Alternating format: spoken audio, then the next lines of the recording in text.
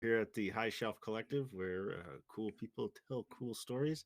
Tonight, our story will be in the RPG known as Inevitable by Soul Muppet Publishing. We are partnered with Soul Muppet Publishing. We have a affiliate link, so if you're interested in this game or any of the other amazing games they make, you can click on that. And the channel will get a little something out of it. Inevitable is what's called a doomed Arthurian Western. So if you're smelling Dark Tower vibes, you're in the right zone because Soul Muppets games are all about vibes. 100%. Um, I will be the game master tonight for the second part of our ostensibly 4-part story. We'll see how fast or long it takes us to get to the end. Unfortunately, Cass can't be with us tonight, but they should join us next week as scheduled. I will pick a victim to start introducing themselves, and then they can pick the next victim after that, because that's how the cycle of violence continues itself. RJ, start us off. But why? Hello, everybody. It's me, your boy RJ. You catch me RJ282 on all my socials. Today I'm playing Bartholomew Shax, who's the knight errant. We both go by he, they. Uh, Casey.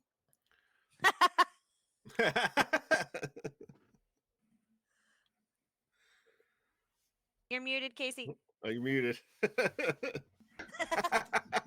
Hey, how you doing? My name is Casey, aka Tabletop Truckers on 78 here on High Shelf Collective and on Instagram where I post looking out the windshield. I'm playing your boy Linux. That's the right one. Yeah, that's the right character. Where he's just a smooth talking gentleman. So yeah, and he goes by he him, and he's got friends, possibly on the other side. Holly. Okay, I'm it. All right. I'm Holly. And I am playing Josephine Larkspur. And she goes by she, her, and my pronouns are she, they. And she is basically a bard. And she's really well known in this doomed world of theirs. And so I'm very excited to play her. I've been thinking about playing her since last week. I'm very excited. I miss you, Cass.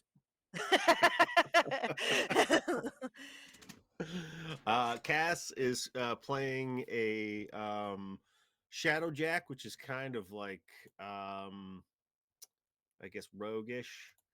They're the only class in the game whose 3 descriptors are always all negative. Well, that's not always a negative for them. Let me make sure I get the right flower. Magnolia the Hearthrender is their name, because I was calling her Marigold all last session. It started to spread. I will go over a couple of things about this setting in case anyone watching missed the last one. This takes place in the Kingdom of Myth. Myth is a civilization falling apart under the expectations of its own people. It's ruled by the ill-prepared boy king Rubain after his father Malavan died at the Battle of the Violet Fields, which happened about 5 years ago. A few of our characters were present there. Myth is served by 2 orders: the Errant Orders, the Errant Order, which is knights who defend Myth's people. That's Bartholomew. And its institutions, and the Mystic Order, a cabal of wizards bent to order who serve the crown. Lennox is not one of those. Hence his epithet, the exile. The people of Myth love stories, and the kingdom has a strong oral tradition maintained by the Tale Weavers, which is the Lark. They also care deeply for honor and adore their knights and tales of them. This world has magic as well as guns. Magic comes from this world's 2 moons, Constance and Ezra. Songs sing of a third sorceress moon, forgotten or hidden from sight. Elements, concepts, and people have secret names in an ancient language called the Old Tongue. Wizards invoke these names of power to compel the spirits but are widely reviled as power hungry and evil. When worshipped and sacrificed to, names of power gain demon like sentience and become gods. Their servants are called godsmen, leading flocks of worshippers. Prophecy and doom. Those who see the future are prophets. Their visions are immutable and inevitable. That's the name of the game. When people appear in prophecy, they earn a title which is used alongside or instead of their actual name. The Baron's foremost prophet, the Oracle of Carcass, has foretold myth's destruction. Um, in the doom of myth, the city of Night's will burn and Rubain will be the last king. The people of myth now prepare for this doom, many losing hope and offering no resistance, while others prepare to fight against it. Myth's enemies gather and await the plotting doom. That brings us to what happened last week. We began in the city of Night's as our various heroes in the cadre gathered to accept a quest from King Rubain shortly after Bartholomew was elevated to knight errant from knight attaché. Uh, on their way to investigate a communications disruption with the border forts near um, I'm blanking on the name, near the border. Hence the name Border Forts. They were instructed to stop by a town called Lead, which had sent a missive seeking help about a year ago. They're finally getting around to it. Once they got to the town, things were looking a little bleak and desperate. The mayor and sheriff they had thought they were going to meet were in fact dead, replaced by two new people. I believe the cadre had an instant hateful reaction to both of them. The alderman and the new sheriff, Ryle Lefebvre. The cadre poked around, learning a few secrets. They found out that all the children in town are currently ill and being tended to within the schoolhouse by, let me get back to my notes. Amelie Singh. Um, that is currently where they are. Cass's character, Magnolia, was able to use one of her abilities to have essentially a listening device left over from one of the other kingdoms that had already met their doom, that were more science focused. At which point they overheard a conversation between Sheriff Lefebvre and the Alderman Witherspoon, in which Lefebvre's final word on the subject was, "I don't care if you don't want kings. You're still serving a king. It's the rightful king, and the cannibal saint will have his crop." Uh, that is where we will begin. You're spending the night in the schoolhouse. Amelie was kind enough to offer you beds there. Are you guys keeping any sort of watch? Yeah, I think Bart will stay up for a bit longer than normal, just like pacing around, making sure that security is a-okay. Awesome. Anyone else? Yeah, I will help. So I definitely, Josephine, definitely, she sang some lullabies to them kiddos and told them like really sang like of like great stories. And she was, it's she's like playing to. I mean, for her, right? We love the kiddos, but for her, this was just another variance of audience. So for her, she tried out some of her newer things that she's written. Um, and she would then probably fall asleep promptly after, like like Okay. she needs to rest and rest her voice, but she would definitely tell Bartholomew, like, hey, when you get tired or you are done, please like wake me up. And she would, you know, I mean, I'm going, is there's two moons, right? Yes. Okay. Constance and Ezra. Okay, so we'll just be like, she's gonna write under the two moonlight. That's like, it's kind of just like everyone's asleep and doesn't bother her, so it's just another time, like another way for her to kind of release some of her creativity. there's definitely at least 3 times when you think the kids are asleep and you go to creep off to do your writing where one of them asks why you stopped singing and you have to go back and sing a little longer. Perfect. That's fine. Absolutely. But you're off. You're doing your writing. Mhm. Bartholomew, you're patrolling. The schoolhouse itself seems pretty secure. It's the main front entrance and a back entrance off of. If this was a church in the past, that would be the rectory, sort of just a simple office and like bedchamber.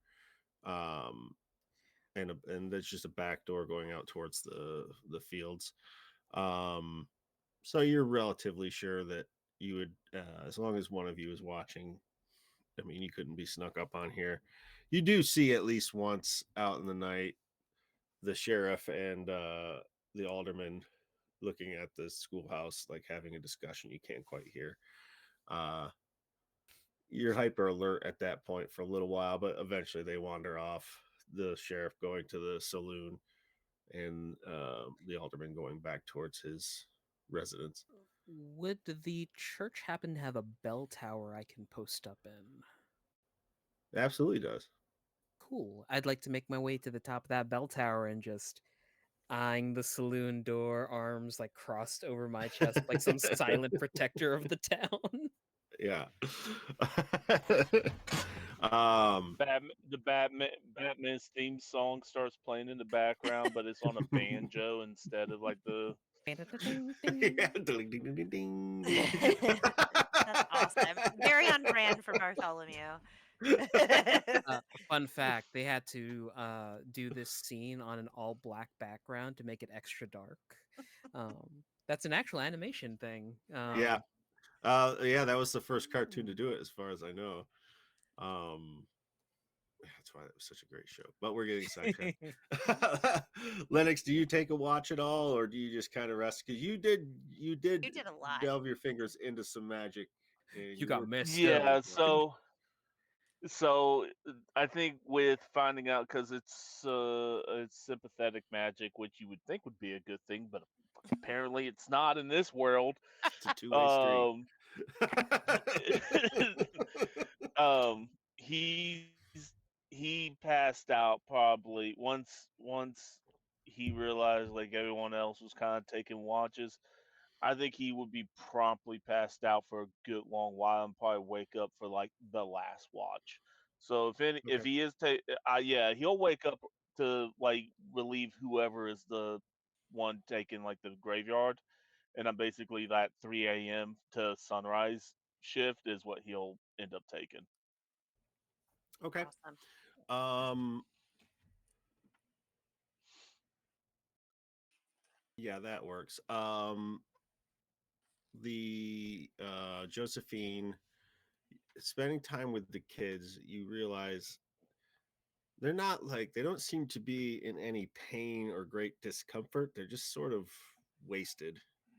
Mm, Like they've got no energy, no anima, whatever you want to call it. got They it. just are kind of, they're just weak. Um, at a certain point, Bartholomew, you're definitely getting sleepy up there. Lefebvre pops out a couple of times, each time with a different, with his hands on a different person. Uh, you know, a woman one time, a man the next time. It doesn't seem to matter to Lefebvre. Mr. Lefebvre, I was not aware of your game. Okay. Yes.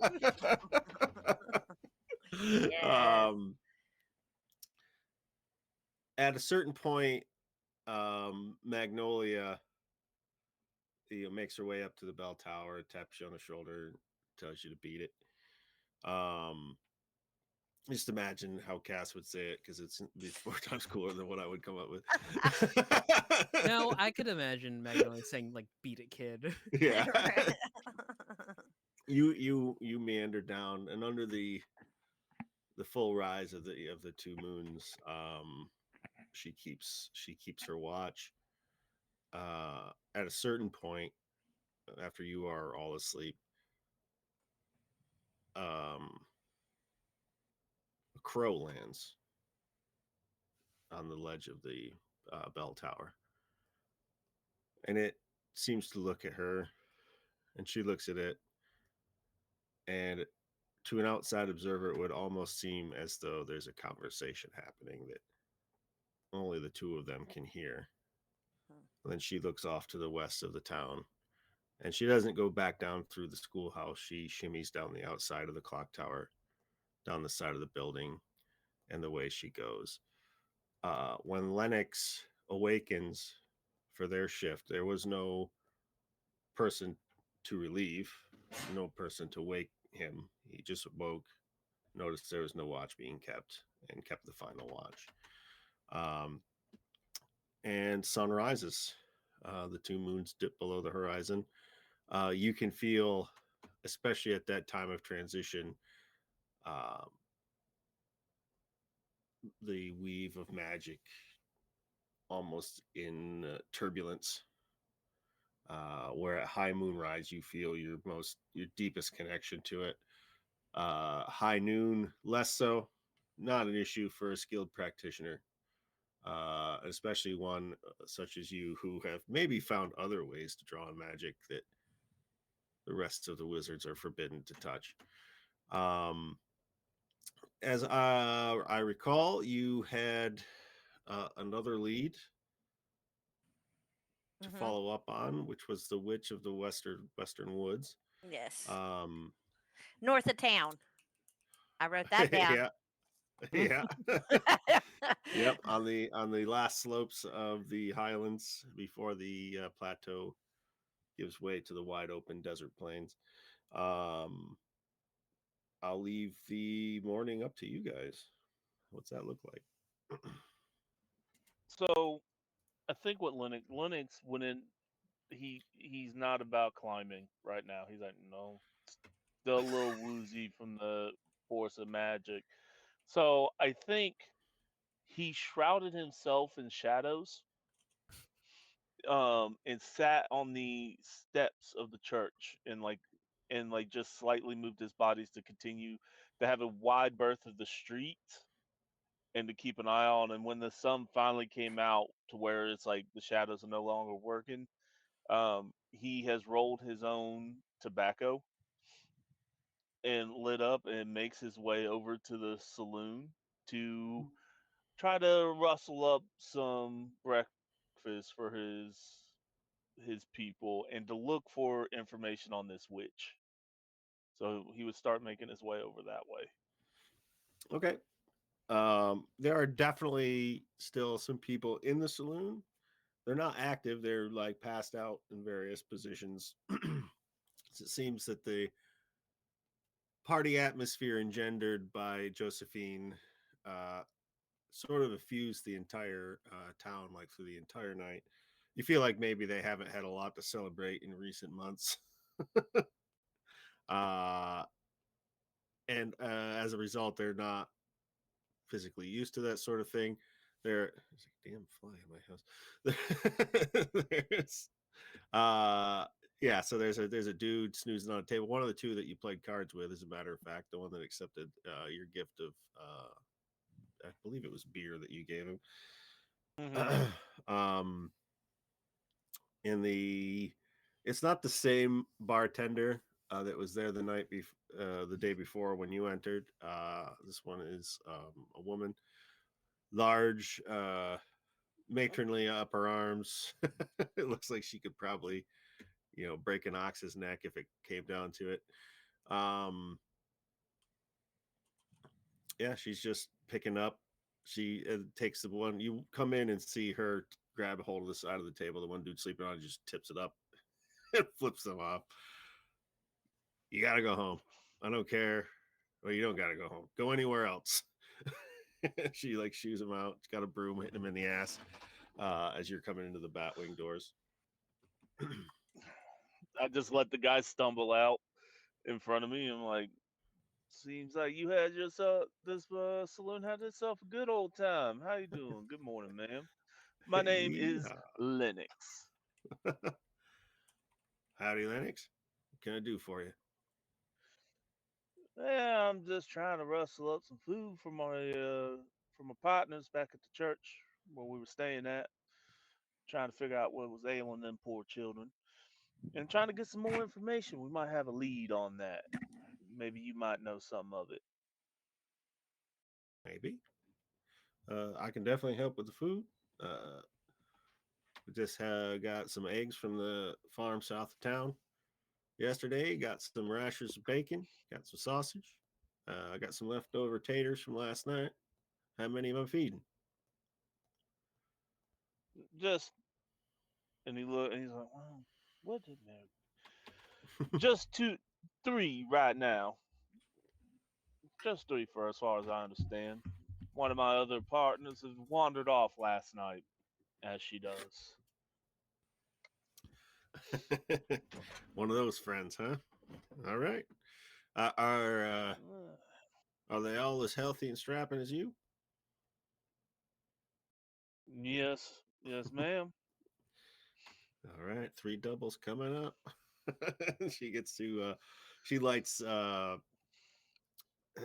she actually just the fires under the grill are still going. They're fed by coal, so she shovels more coal on. It takes her a minute to blow air with bellows into it to get it nice and rip roaring to start frying the eggs and the bacon and all that stuff. Can I help you with a drink? Yeah, I'll take any whiskey. Try to wake myself up a little bit. And as he's playing with a gold coin in his hand, and he's like, "Tell me, man, what you know about this witch in the west, just north of y'all?" Uh, she's humming along busily, flipping eggs and bacon, like she's done this 1,000 times. The minute you mention that name, like she freezes for a second. Well, most people in this town have visited that witch at least once or twice. It's not something we generally seek to do. Why do you ask? Find it interesting, you know. I took a little. This just stays between the good friends, but it seems like the children are afflicted by magic, not actual sickness. And if you got another magic caster around here, a strong one like myself, I would like to have a conversation, see if maybe we can partner up and get this problem solved. Or more importantly, if she's the problem. And then he shows the pistol, and then we'll solve that problem. Well, I know from hearsay, but the witch is whatever it wants to show you, I think. Um, you can enter the woods. You have to make, I don't know what the magic word for it is, but offerings, one for each of you. There's no rule on what the offering should be, just that it should be meaningful. Uh, and if you do that, you will find your way to the hut. I'd beg you not to if you had another choice. Well, with the problems that this fair town of good people are having, I I think my posse's run out of options. We want Well, to if make you sure think it'll y'all help those survive. kids, if you think it'll help those kids, well then I'd get up there by noon. That place is no place you want to be after dark. Understood. Oh Food's on the man, house. man, that smelled good. Well, I can't do that now. I gotta pay for something. Now you're helping them kids. That's enough. Well, I'm very thankful. Thank you very much. I uh, Go ahead. under my whiskey glass when her back is turned, I put my gold coin that I've been playing with underneath there. Just to leave it there, off to the side, like move it in like where all the other bars and stuff is. Because I'm not gonna not pay the lady. And from what I'm understanding, that probably just set this place up for a good minute. Yeah, for a while it's like a whole month's intake for this place. Yeah, so after I want to say a good half hour, 45 minutes of chit chat and cooking, Bartholomew, especially our beefy boy in his mighty armor, probably almost does that thing where the cartoon character sniffs the food and like floats along the scent trail. As Lennox comes in, tray full of food, homemade toast with butter. Of course it's homemade. What is that? Not a store. With toast and butter, eggs, various styles over easy scrambled, rashers of bacon, some sausage links, um, beans and corn. They seem to have a lot of that. The 4 basic food Morning, groups. y'all. Morning. Yeah.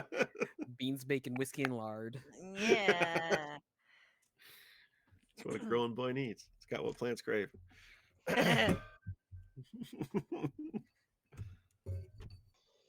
Yeah, so Lennox, Well, you guys are all back hopefully together. y'all got some rest. Hey, good morning, Mr. Lennox. How you doing? Those kids kept me up way too long last night. It's Oh, just good thing I got us some of this and a whiskey. Puts it down on the tray. well, that And she is sent the bottle. yeah. So like Josephine, she's like, oh, like her eyes kind of light up a little bit. She's like, well, stories always do get more interesting. There's also a pot of chicory coffee too. I'll pour me a cup of that. Mhm. You might want to take some of that corn liquor she done gave us too, because what we're about to do is probably crazy. It sounds like. So I Oh. got some intel from the nice lady in the saloon who cooked this lovely breakfast for us. Mm. That witch on the north side of town. Mhm. Apparently, nobody really wants to talk to her, but people have visited her or them. It it said she told me the lady in the saloon told me that it will reveal itself how it wants to be perceived. So Oh. take that for what you will. And when we get up to that neck of the woods, we need to make a sacrifice type kind of situation. All three of us, something different, something precious to us before we enter the woods. Like something physical or. Or like, That's all I was told. Something precious. well, all right. So like for me, let me pull up my character play sheet real quick to make sure I get this right. Because what is important to him? Right. That's why I was sitting here thinking, well, you're not getting my mandolin, is what, like Josephine in her head. She's like, that's the one thing they can't have. This is a fender. You know what? I'll make it up on the spot. He pulls out this handmade pocket watch. That is enduring almost exactly like how his gun is. And it's like, this is my grandfather's. So I figured it'd be some sincere. This is the only thing from my mama's kingdom that we have left outside of this pistol Oh. that I have on my hip. So, and I'm not giving up my pistol. So Fair. this thing, Have We're you gonna read the get news there. lately? That so would be this thing here suicide. is. I don't know. I can just speak. I have power word death apparently. You got what now? I will I know. remind you, if you use something on your character sheet last session, it's not available this session until this scenario's final showdown is concluded. All right. Yeah, I got you. Don't worry. I can toss them. I can put them in a metal tomb. That includes abilities. So Yes. What? All right. All right. I imagine it's mechanically to so keep people from spamming. Fair. These are resources you have to draw on for the scenario I would at hand. All right. so something like that. I would figure maybe something spiritual. Mm. Y'all And don't it can seem be very anything. spiritual to I'll me.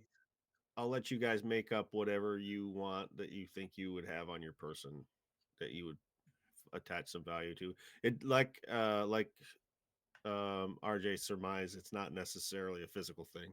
Mm, mhm. My firstborn child. When do we get started? Truly. I Careful what you I wish for, the fucking witches would. love that thing. Started out as a woman, ended up as a spider. Welcome to Silk Song, baby. Would What? Smash. uh smash. um, So eat up, y'all, because unless you want to go, I mean, we can also just shoot the sheriff. I mean, I'm not opposed to that either. Piece of shit.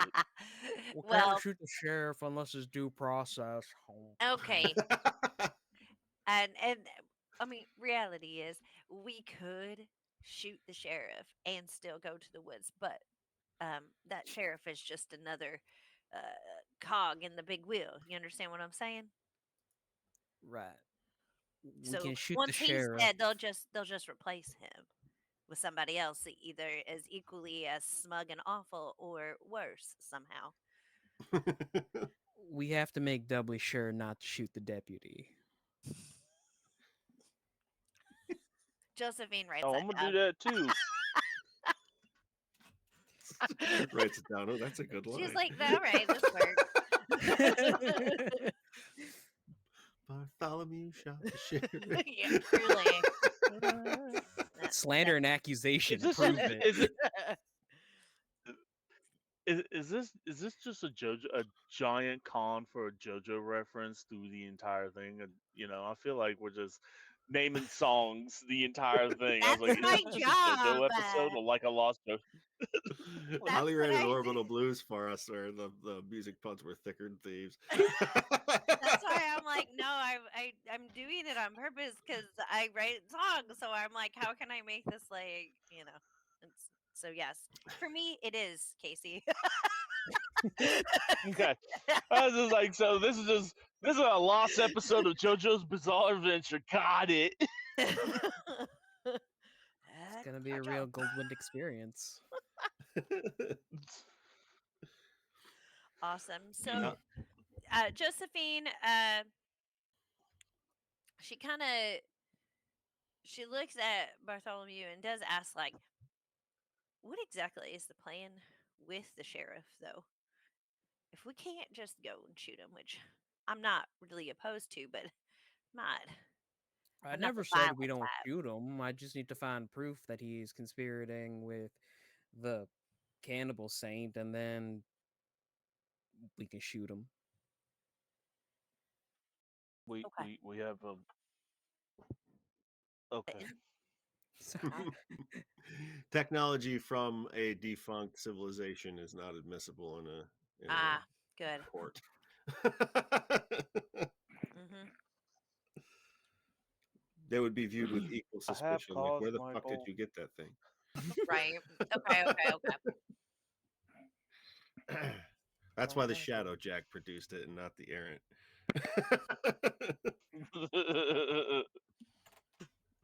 We've got unlistening devices. I mean, what? What? I mean, just go flirt with him. Well, Probably I pillow do talk have it. one little question then before we settle and head on out. Anybody have anything odd happen or different happen while they were on shift? Like I said, those kids, there was never enough music, and if I ever thought that I'd be tired of it, it might have been last night. Well, I didn't see the mayor leave the mayor's office at all. Well, he left, but then like he never went home. Mm. you know? And the sheriff is he gets pretty handsy. Handsy. Oh. Well, Well, all right then. My night was quiet. Just hug the shadows. Something does spring to your mind, though, Lennox. It was when the sheriff actually finally left the saloon, probably about 4 in the morning. And you swear he looked right at where you were hiding in the shadows for a second, almost like maybe he noticed, Ew. but you can't be sure that he did. And then he sauntered on back to the sheriff's office, whistling a tune. Hmm.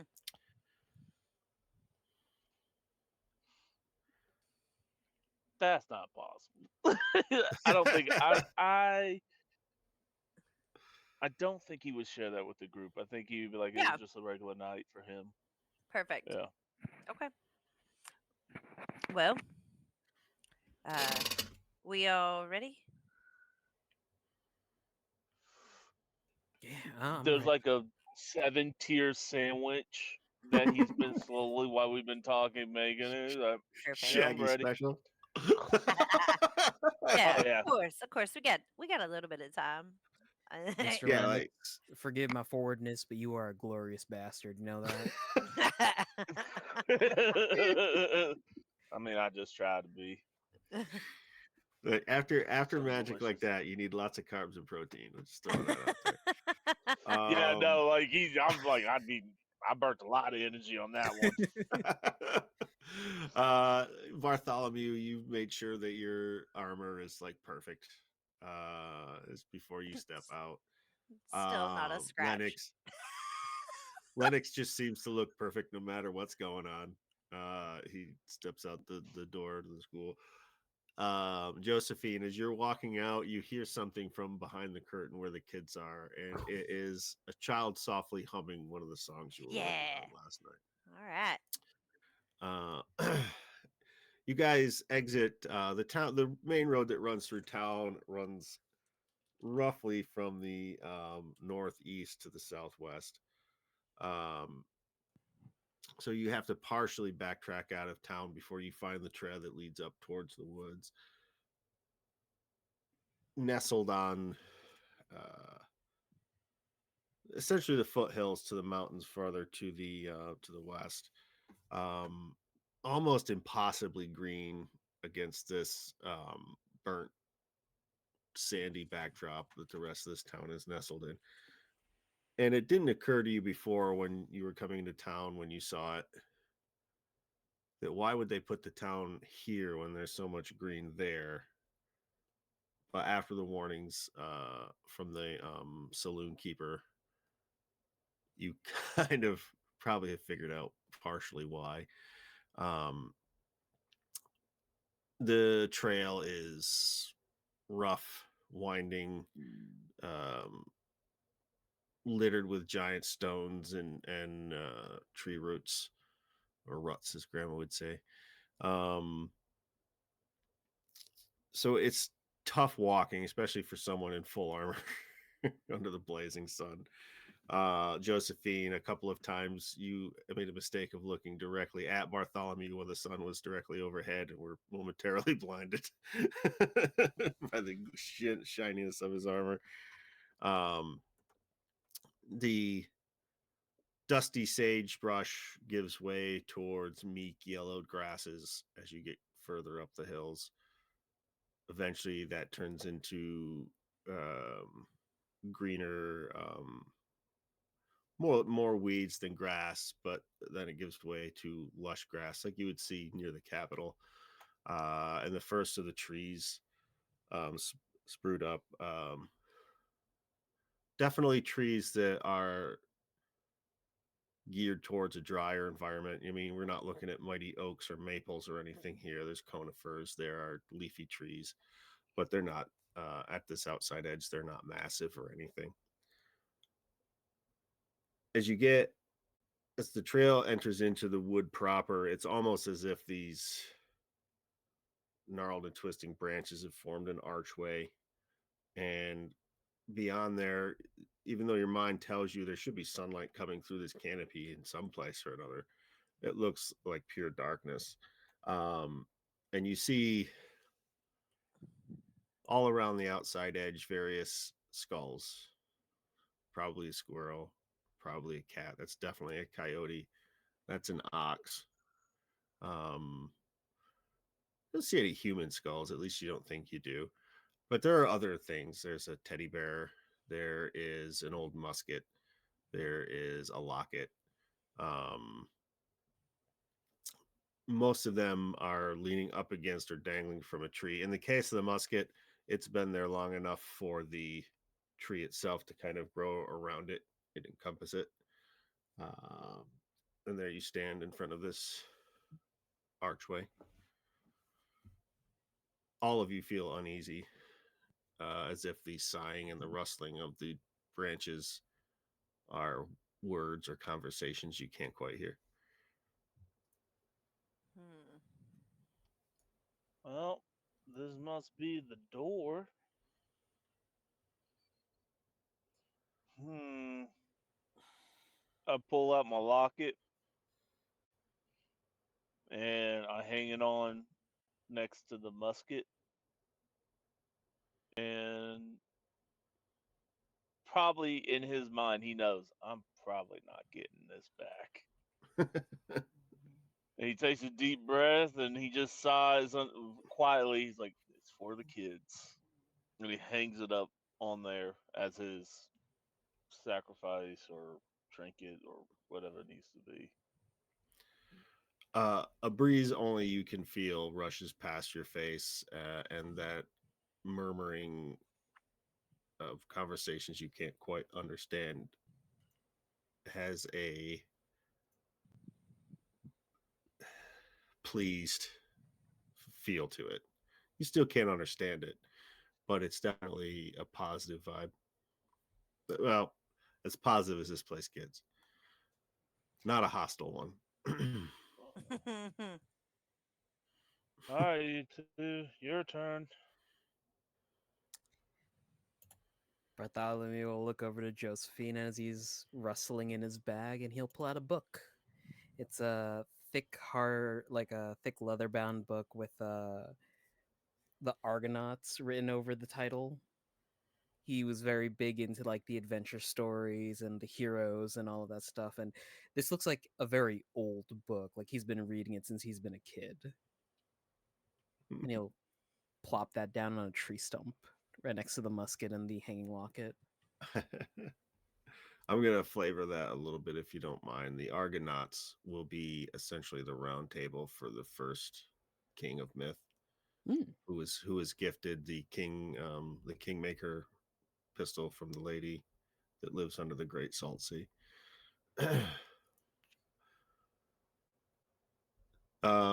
Josephine could probably tell you more tale than fact probably in that book, but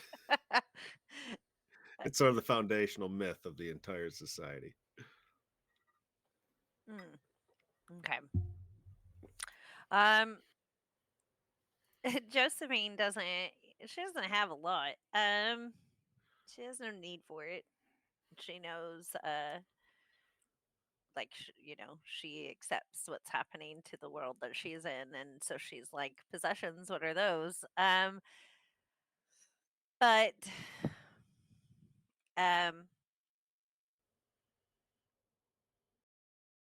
she she's gonna reach into her bag. She does have like a little like a journal book or whatever in which she's like scribbles things and like phrases and stuff, and um she kind of flips towards the back a bit, and on the last page, it just looks like it's just a bunch of writing, but she kind of just rips it out, and she also then sets it down.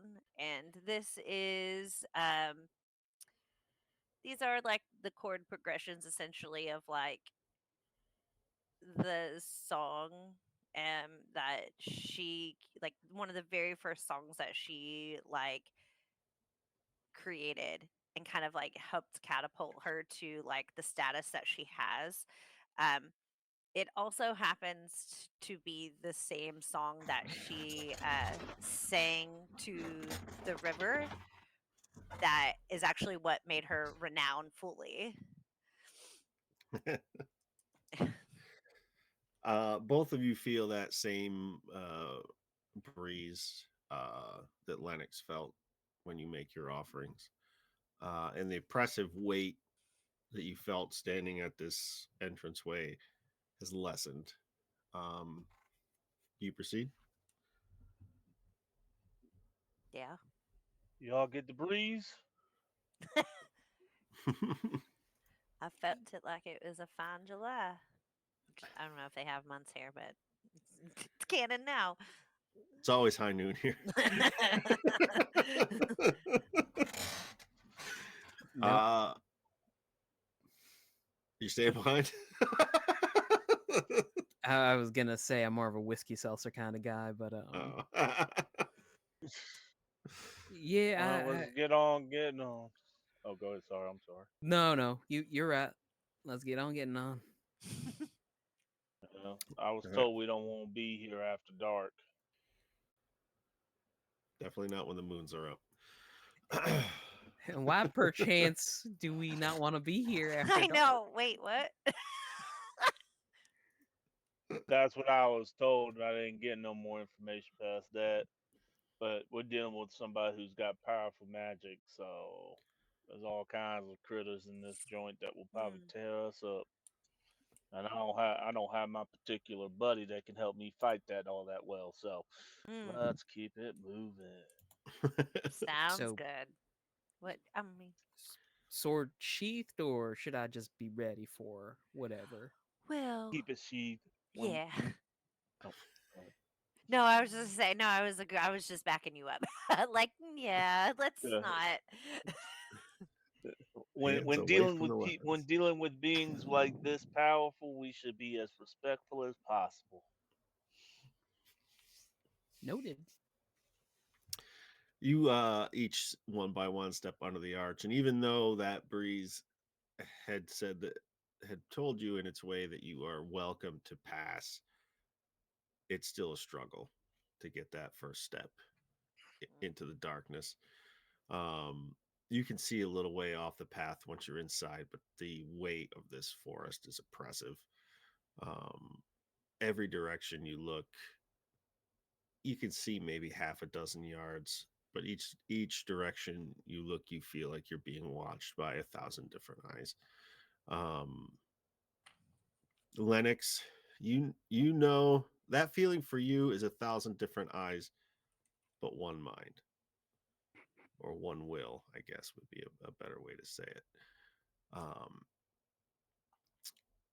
You're trudging along. You that susurration of twigs and leaves and branches, and that conversation you're not quite privy to rises and falls and swells in each of your ears and each of your minds as you trudge along this the ramrod back straight of Bartholomew and the shining armor is dimmed and muted, and he's sort of pulled in on himself. Josephine's mind is racing with entirely new sets of adjectives that don't generally find their ways into her songs or stories. Lennox, you can feel this entire forest thrumming with magic. Old magic, dark magic, which isn't necessarily evil.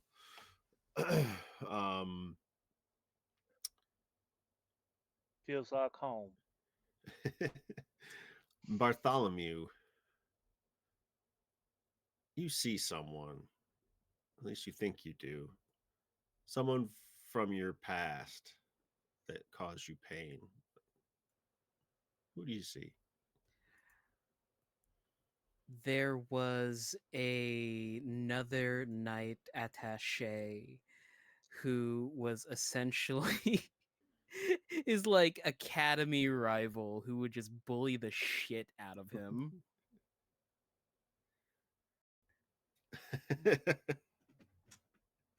But I imagine it's not like the adult version of them. It is like the schoolyard days version of them. Hmm. And for a moment, you feel your perspective is shifted. It's not as high as you're used to now. It's all the trees seem taller, all the rocks seem larger, and you feel small again, like when you were young. And you hear and feel all those taunts, like it's the first time. Uh, then the scene shifts, and that childhood bully is male, female, none of the above. None of the above. None of the above. They're grown now, and in the might of their adulthood, um, never quite elevated to errant, still attaché. But you see them run through with spears, their face caked in gore, and their voice cracked and bleeding, and still somehow childlike. This will be all of us soon, and then you don't see it.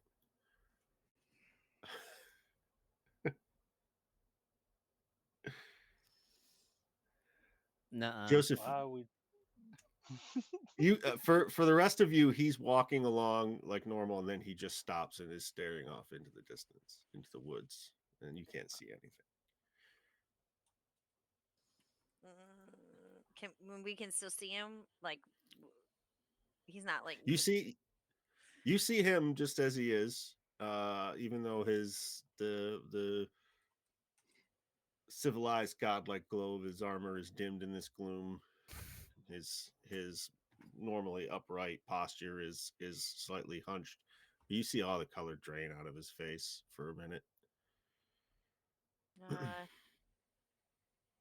Ba- Bartholomew. Yeah, hi, sorry. Are you okay? Peachy Keen. Well, I don't typically say things like this, but your face tells me you're a liar. But um, I'm just stay close, stay near, don't go too far. Just takes the widest step back onto the path close by Lennox and Josephine. You guys trudge further along, tripping on roots and rocks and brambles, still feeling a thousand eyes on you. Some point, Josephine, you hear something um, off into the woods, and it's familiar to you, and is a source of great sadness. What do you hear? Hmm. Okay. Um. So for Josephine, it would be like her final song, her last song. Like it doesn't. It sounds vaguely familiar, but she can't place it. But the feeling is still very real to her. So the idea of singing her last song is a great source of sadness for her. So, yeah. So you hear that, and you look down at your hands, and your beautiful, delicate hands are wrinkled and old, and your voice that is normally so rich and has such a range is still beautiful but weak, weedy, reedy, as you fumble out this song, more or less calling all the names of all of your dead friends. Oh, no. And much like Bartholomew Lennox and Bartholomew, she'll stop for a second, looking off into the woods. Josephine. And she like kind of goes to like grab her like where her like vocal cords would be, and she's like, Yeah. Um. Ooh. Did you hear that? These woods are gonna be full of tricks. Like I said, the being one meeting is very powerful. They like to play tricks on your mind, make you think of things that you should not think about, or see things that you shouldn't see. Stop being cute back there. You're gonna steal the show. I'm looking at my dog. So cute. Oh, I thought you were talking to me. No. Um, but yeah, just it's all right. Whatever you heard ain't real. Oh, it sounded pretty real. Um, she is visibly shaken. Like to her, this is quite literally her worst fear. And their face at first just ghostly turned a whiter shade of Hmm. Just a hand onto their shoulder, giving a small squeeze.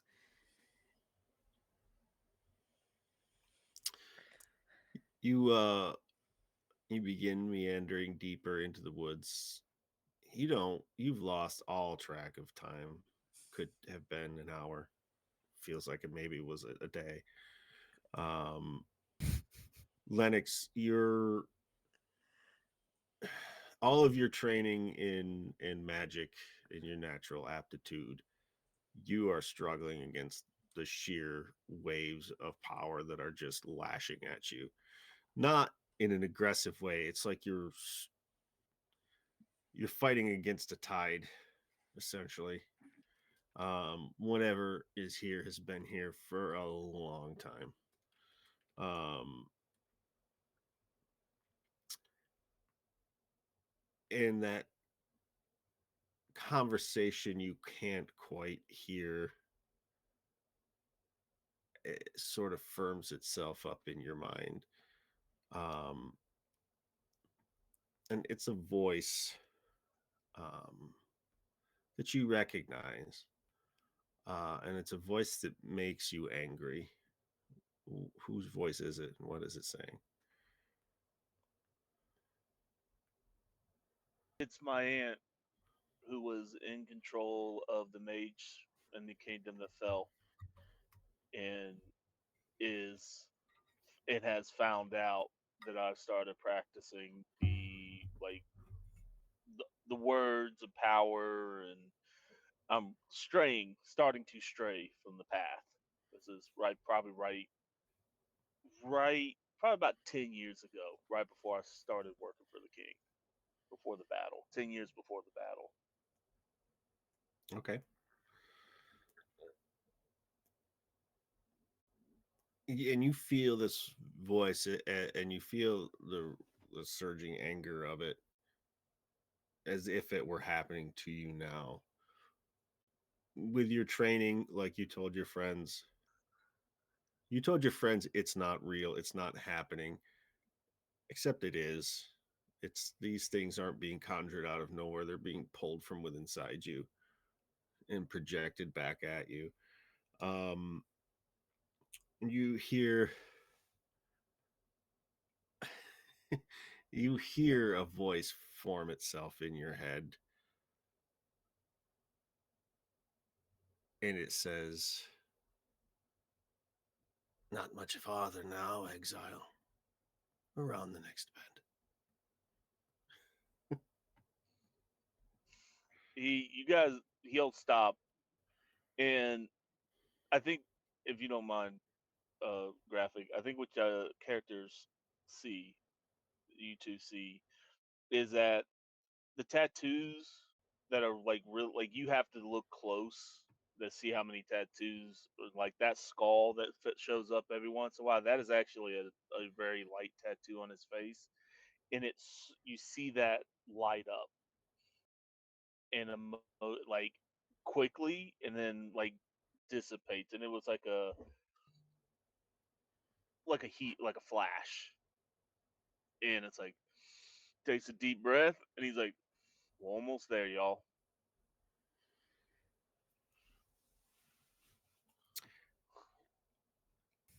You, as promised, as you trudge along, and you are all more exhausted right now than if you had worked 3 days in the fields to bring in whatever pissant crop this town produces. Uh, like you've seen at this point, mostly beans and corn. Um, you come around a bend and around the largest tree you've seen at this point. And as you take a closer look at the trees in this clearing, as the musket at the front had been subsumed partially by the trees, there are skulls that these trees have grown up around, and there are human skulls in this one. There are skulls of creatures you've never imagined before. One very large one. There aren't many drakes left in this world. Only one that supposedly slumbers under a mountain. But there's a massive skull that certainly reminds Josephine of the tales she's heard of them when the knights errant rode forward to do battle with such things. Each of you sees a cottage. Each of you sees a different cottage. Josephine, what cottage do you see? So, Josephine actually sees for her childhood home. Essentially, it was less cottage, but for whatever reason in this particular moment it was exactly what you see. Like it was um cobblestone, and it's feels very out of place. It's very full of life when she looks at it at first. Okay. So what feeling is she getting off of viewing this cottage in this place? It is very nostalgic and homesick, almost even. She has been traveling a very long time.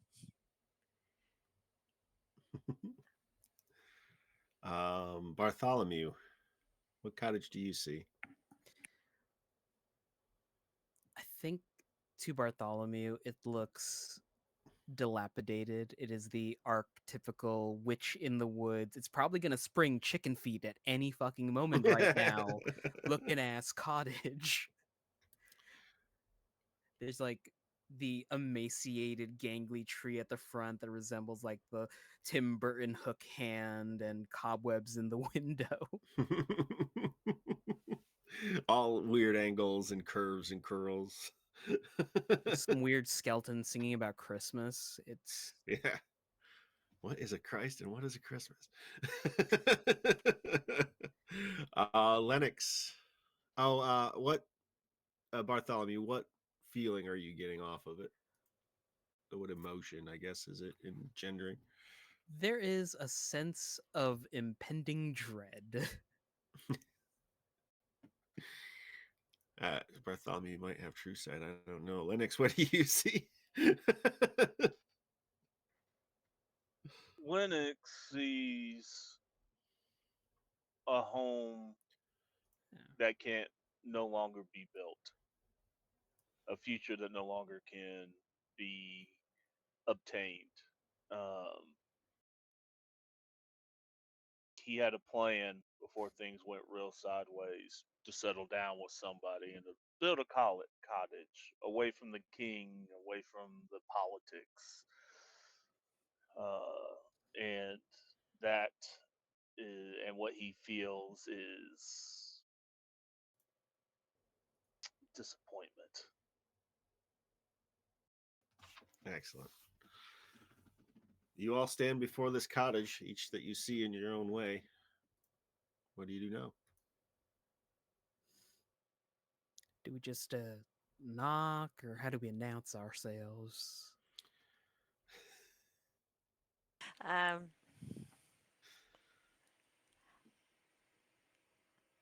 I feel like I might be out of my depths here. I'll go knock on the cottage door. Y'all just watch my back. Your hand is about an eighth of an inch from the surface of the door, knuckles coming into wrap, and it silently swings open. You can't see really anything inside. It seems like pure darkness.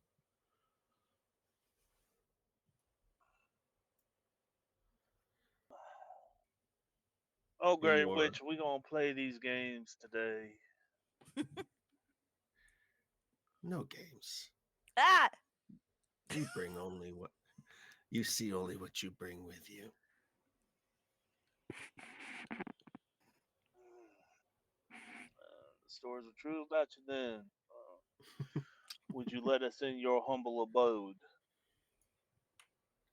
You've paid the price. Yay. Enter freely and of your own will. Um, bef- do I hear this? Um, what you hear is a matronly voice. Come on in, dearie. Okay. You, Bartholomew hears a cackling voice, and that is it. Just a cackle.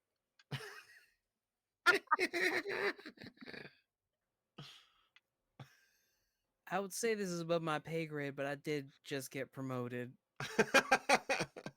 Yeah, there's only one level over you now. Come on, come on, old brave knight. The lovely witch is allowing us to enter. There are challenges to be overcome. There are challenges to be overcome. There are challenges to be overcome. We get through this alive. You sure as hell made through a good challenge. Let me tell you what. And as he says that, he takes his hat off and walks inside. Lennox is not helping. Lennox is not helping. Takes hat off as he also steps inside. Where's Magnolia when you need her? I know. Come on. It's just you standing outside. Your friends have both walked into this homely, nostalgic cottage. You Yeah, can smell an apple pie being baked, yeah. I mean, possibly a peach cobbler. as soon as it said, as soon as I'm assuming the voice sounded familiar to me to some degree, and so as soon as like Josephine heard it, like she probably can recognize that this isn't real, but for her, like that's okay. Who? I'll let you tell me whose voice it sounded like. So for for Josephine, it would actually likely be like her actual mother. Um, she she her her mother was very dear to her. They were relatively close. But it was a tale as old as time. Like she left because she knew she had a gift and she wanted to like share it with the world and experience adventures. And so her family, despite being very sad, were super supportive. Like she actually had like she's as plain Jane as they come. Like so The rare D&D character that had a healthy, stable family life. yeah, like she's just like, I like adventure. And so she goes in very willingly, almost with a smile on her face. Like she is definitely got that whole like, well, I mean, my friends are in there. That sounded familiar to me. And so she like goes in and she also takes off like, her cowboy hat. Okay. Bartholomew, um, you clear the threshold, and it feels like your entire body is being dragged over very lightly by the tips of sharp fingernails. Um, the darkness is overpowering at first, and then your eyes begin to get used to the gloom, and you see a black robed crone in a pointed hat over a bubbling cauldron stirring some nasty thing.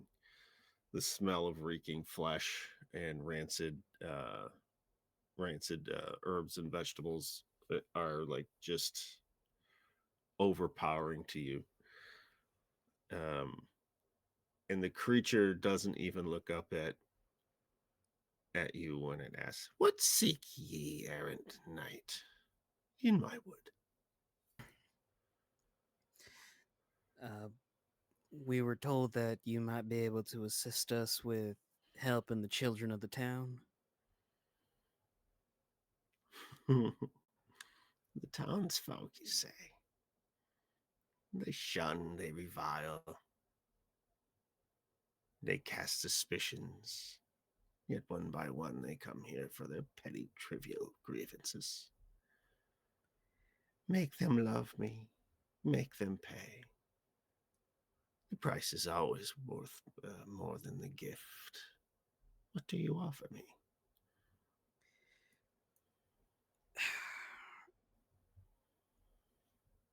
Well, I don't rightly know what you need, ma'am. I could offer. Starts rummaging in his bag. I've got some coin, some travel rations. No, my book's back there. Um, Oh, this. And moving, writhing tree roots bring up a book to her hands, and it's covered in earth and soil and leaves. She flips through it.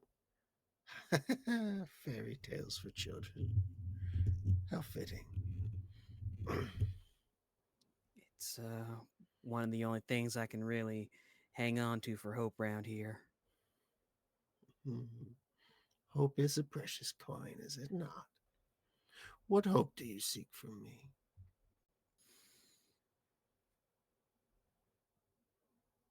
Alleviation from whatever ails the children, honestly. What Um, ails this children ails this world. I mean, if you could provide some firepower too in the next couple of days, that'd be kind of worth as well, all things considered. As you say that, the scene shifts. Josephine, you walk into this brightly lit, quaint little cottage. What I'm kind of seeing is the cottage from the movie Legend that she lived in before she went off into the woods. Uh, Ham hocks hanging from the ceiling. Uh, a beautiful but older woman, covered in flour, making a pie. Uh, and your perspective seems to shift. You are much shorter than when you went in through the doorway. Um, oh, my little songbird, come here. What have you been up to?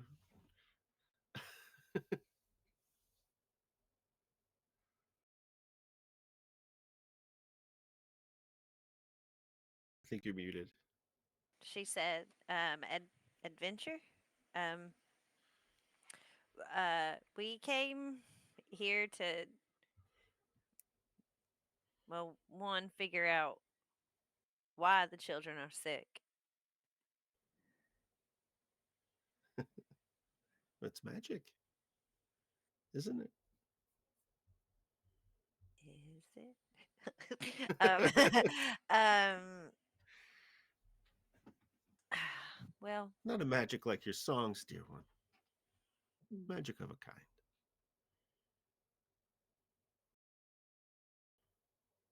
so it can be undone. The entire world will be undone at some point, little one. Understood. And she kind of smiles very knowingly, like she's like, "No, there's a heavy truth in that one for her." And she's like, mm. She's like, "Well, um, and is this vision of my, I'm assuming some like mother, like my mother, whatever, is she like, if I reached out and touched her, is she tangible?" Oh yeah, if you reach out for her, she will scoop you up in her arms, All right. and set you on her hip like you're 7 years old. Perfect. And I'm going to so she she, smells like jasmine. yes, she says, she actually does exactly that, and she's like, I know this isn't real. It feels real. I know that you feel real and I feel real, but despite the end being nigh, can we help them and would you be willing to help? Oh, I can never tell my loved one no, Yeah. but there are rules. Oh, I can't just give you something. Something has to be given in return. well, what And is. we'll switch over. Oh, no, I We'll had switch a over. uh inside inside this cottage, Lennox, you being trained in the magical arts, your your psychic defenses are much stronger. What do you see inside here? I'll let you know how the witch appears to you, but what do you see inside the cottage? Okay. I think inside the cottage, he would see uh normal survival cottage. Very sparse. Think of like the Oregon Trail style cottages, right? And there's a two chairs and a table, and he sits down in the chair with his back against the door, which is rare for him because he always wants to take a look, always have his eyes forward. He's like, "Come sit. We have I have questions, and I know you have answers." As you say that and you sit down, any light that's in that room is snuffed. You can see the table that you're sitting at, but from your elbows width around the table is pure darkness. And this shape leans forward, its hands long, thin, and seemingly made out of tree roots, set on the table. And it speaks more or less directly into your mind. Um, and it says, "Why do you walk here, shaman?"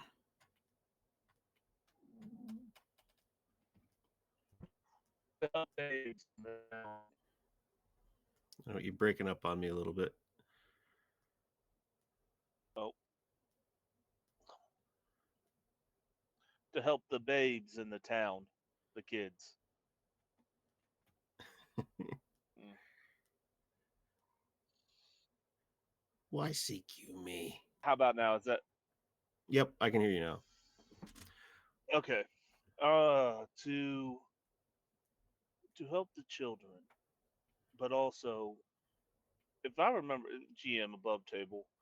If I remember right, when I did my lore research, I think we came across about the like she could help us with the cannibal corpse people as well, if I remember right. The cannibal saint? Yeah, the cannibal say like she's tied to the sheriff, if I remember right. The witch of the woods is not tied to the sheriff. So Oh, far, I what thought it you've was learned the Witch of the through Woods. I know, so far what you've learned is that the alderman, at least in the town, is in league with the sheriff, who you suspect of being someone known as the Adder, right. but is currently going by the name Ryle Lefave. All right, so let me The back witch that up seems then. to Yeah, the witch seems to be an independent entity. Entity. I know that the children's affliction is magic based and through sympathetic magic. For as powerful as I am, I was not able to dispel it. I would like to seek that knowledge of dispelment. Well, there are ways. Killing the caster is one.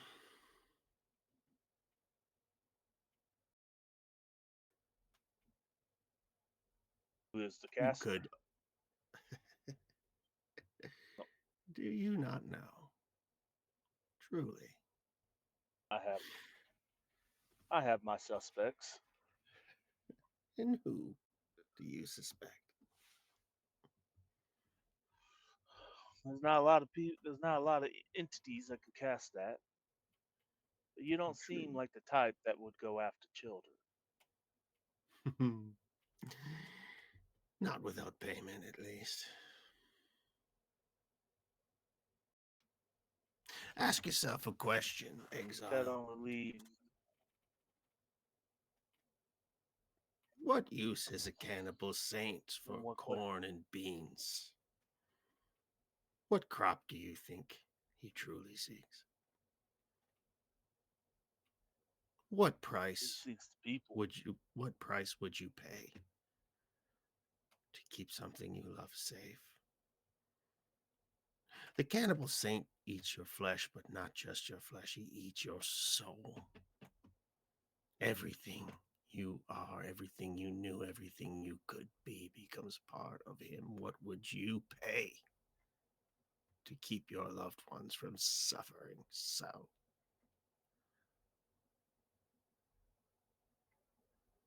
Anything. Even making them sick?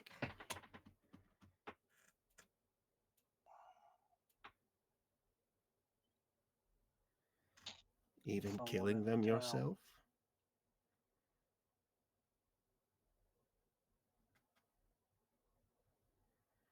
Fuck. It's the redhead. Fuck. Yes.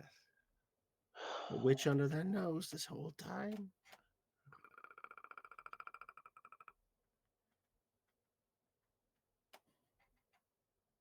What other ways? Is there any other way? It's sympathetic magic. It's a two-way street. You could give them the life that's being taken. But where would you get it? You have the power. You are a wizard, after all.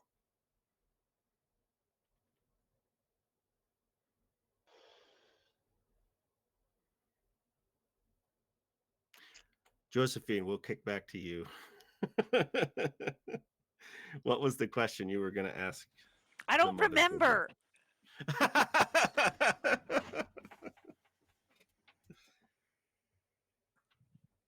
Your friend is hearing answers he doesn't want to hear. Well, what are the questions he's asking?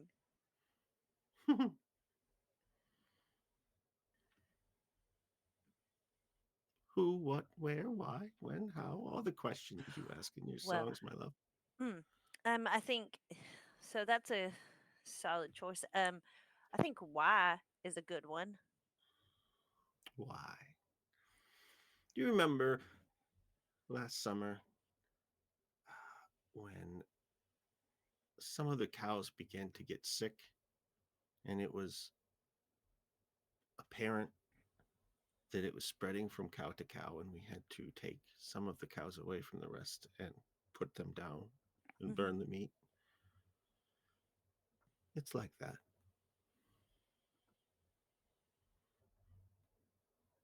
So it's a spreadable illness, but only to the children. Not exactly. I'm saying the reasoning behind killing the cows is similar to what affects to poor little dears. Hmm. Sometimes you have to hurt something in order to help it. It's not always right, but sometimes you only see the desperate road. And there's no other road or one or two, a road we could make ourselves. Like, Well, nothing is impossible. Like you being able to sing like an angel, even though none of us in our family can sing or play instruments.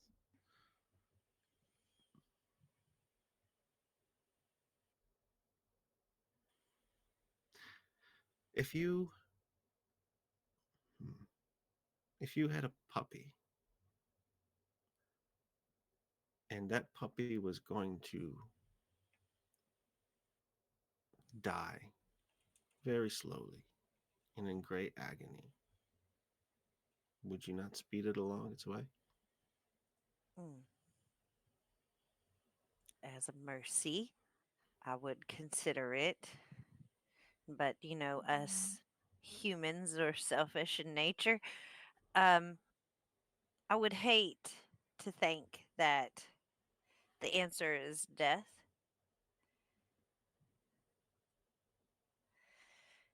for more than one. You know, the whole idea of handle the few to spare the many. There are things that are worse than death, my love. Agreed. Bartholomew. um, so, what do you offer for my help? Does it need to be physical? It needs to be precious.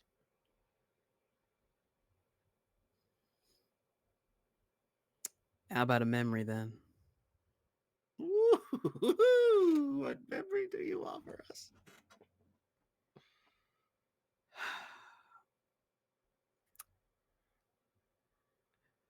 Bartholomew begins to describe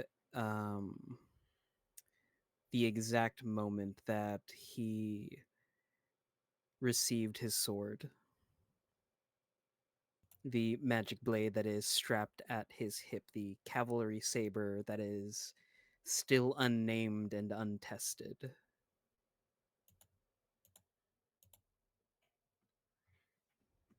So, you were offering the memory of receiving the sword?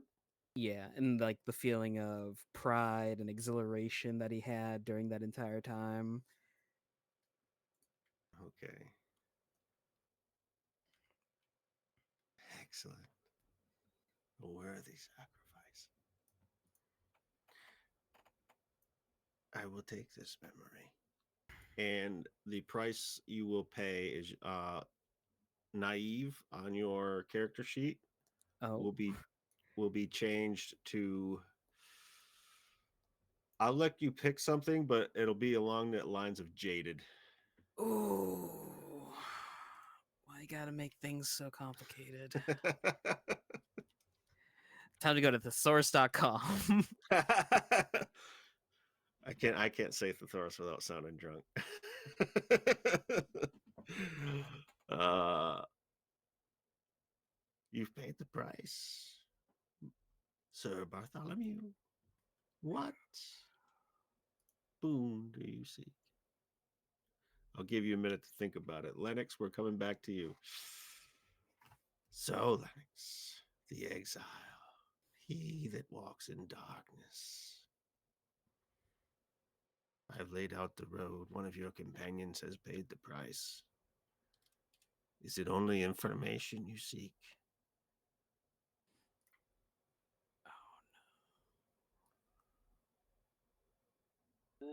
It was the youngin, wasn't it? She is the witch, Damn yes. night.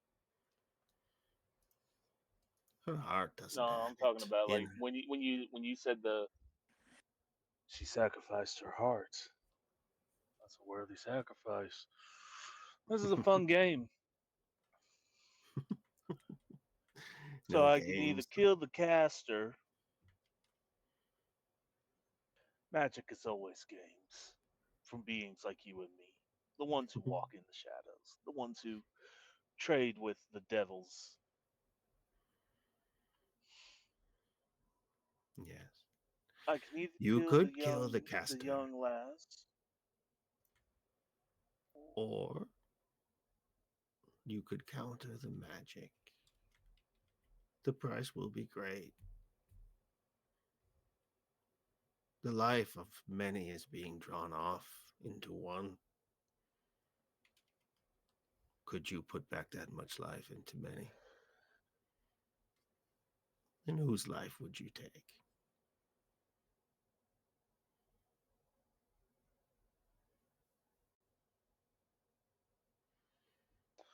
Play,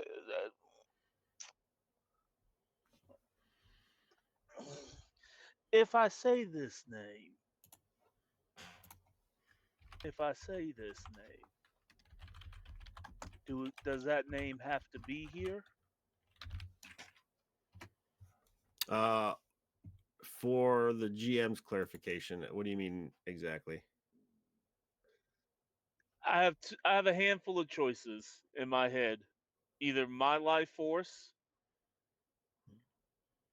a good portion of it for these children, but there's that part of him that is vindictive, that does not like the royal court. And so I'm wondering if I give the names of the nobles. Oh, Everyone, okay, I see what you're saying. yeah. Unfortunately, I do admire your mind, Lennox. But proximity is key here.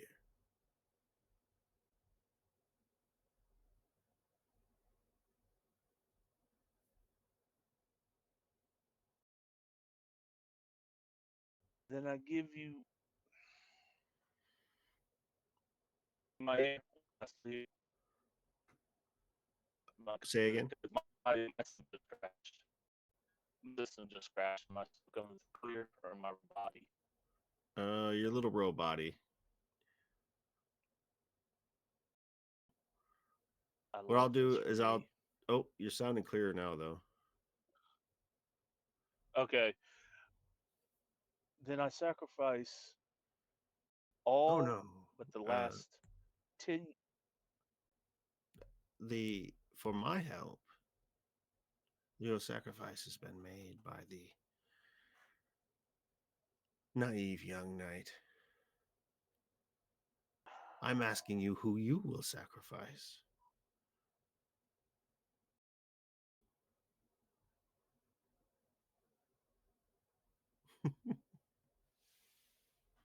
Yourself? Your companions?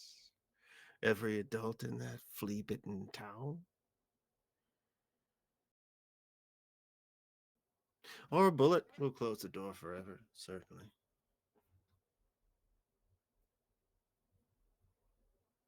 It's the only thing they can do. Fuck. Them town people and them children don't deserve this. My bullet will suffice. I'm still needed on this wretched world. Yeah, But then I you'll will pass sacrifice something. it. I need more power to defeat the cannibal. Where I am powerful, I am not of you. I trade 10 years of my life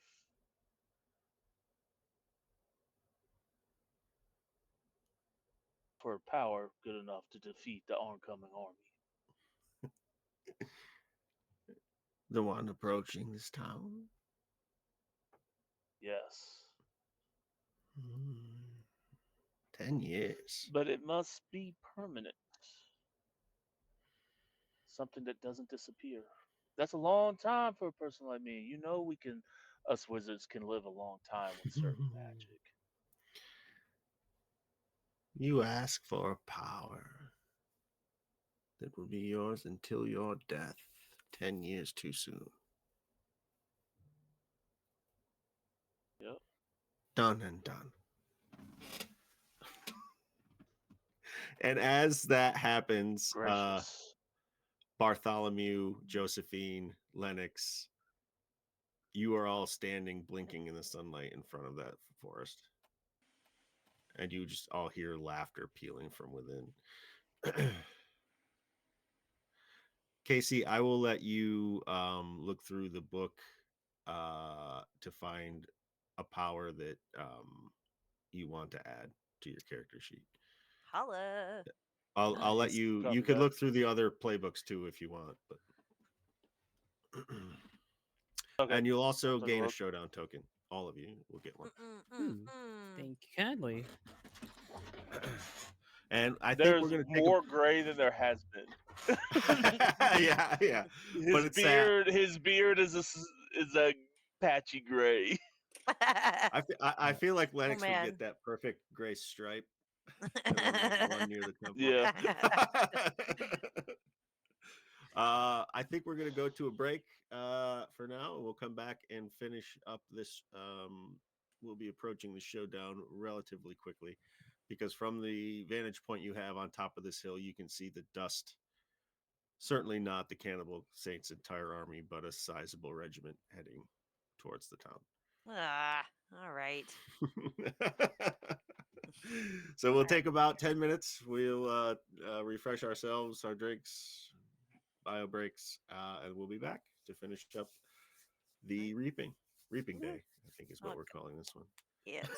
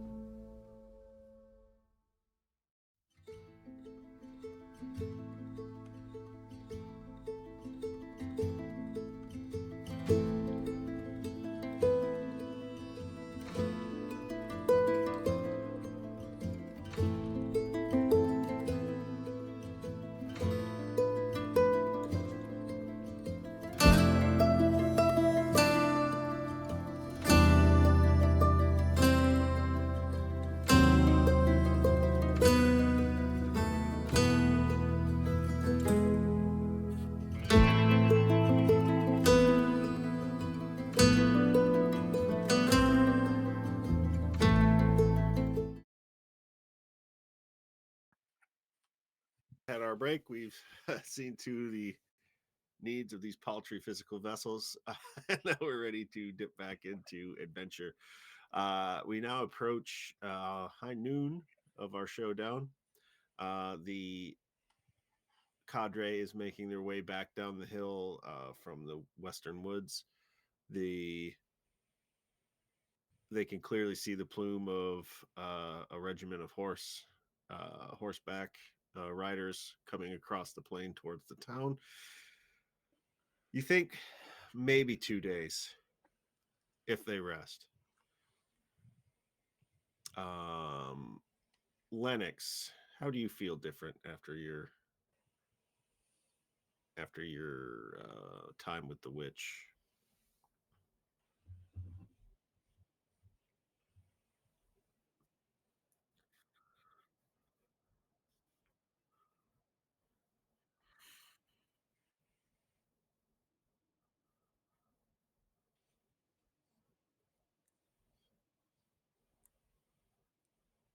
Ooh, all right.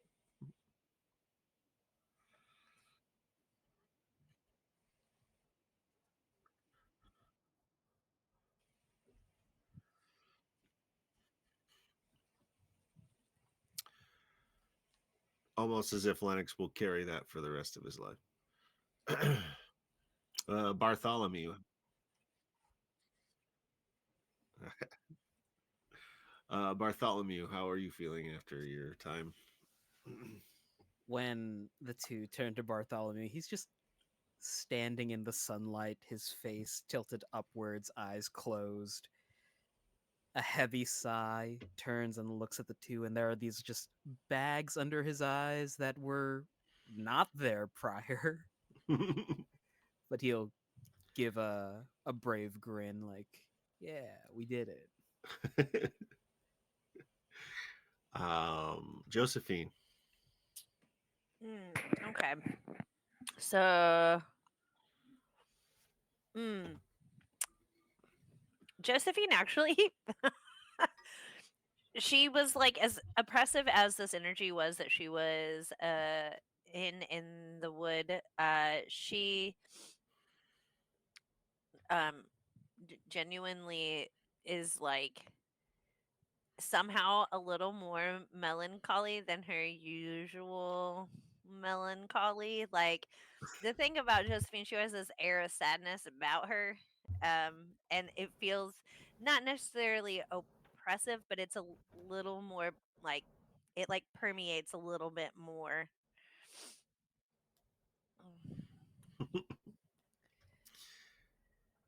You guys come back into town from the north side. Uh, as you do, the townsfolk clearly they can see that dust on the horizon as well. Um, and they all look at you almost as if they've seen ghosts, and they sort of sidestep you a little bit, not in a disrespectful way, but almost a superstitious way. Um, and as you walk past the sheriff's office, where are you guys heading directly?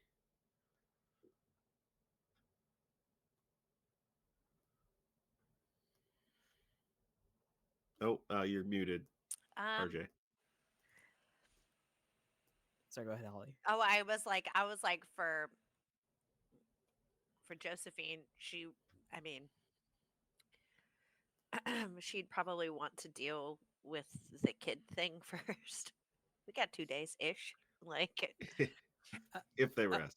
yeah. I was about to say, like, were we informed about how to cure the kids of their curse? You it'll take you a few hours to come back. Yeah, come back down. So if what Lennox wants to share about that is up to Lennox on the trip back. hmm Each of you were part of the transaction, but you were excluded from the totality of it. Mm-hmm. Yeah.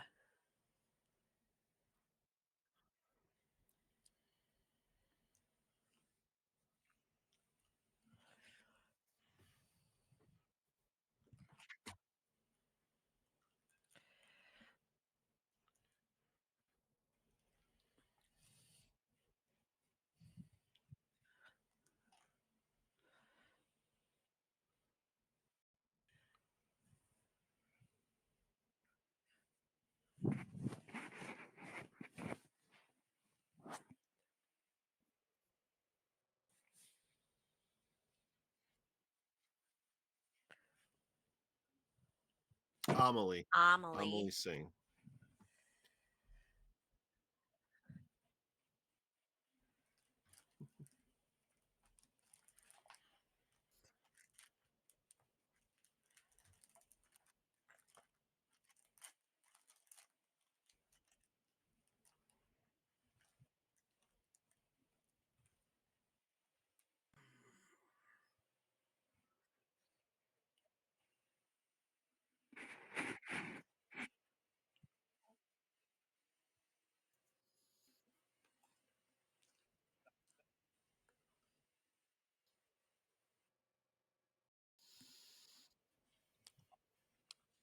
Hmm.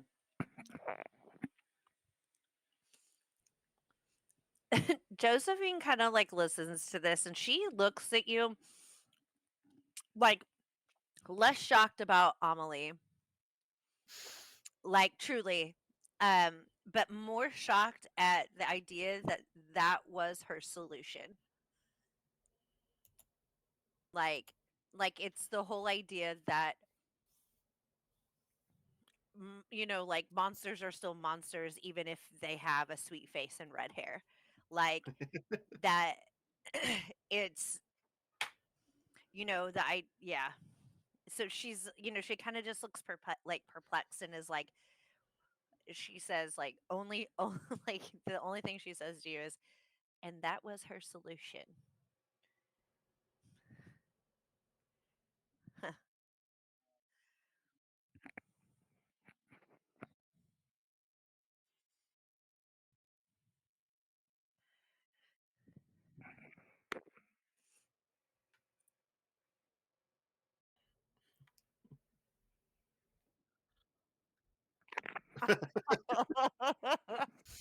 Whole new streak on the right side. Mhm. As you guys, Bartholomew, did you want to add anything? Nah, I'm not gonna say it because it's gonna happen. You're already.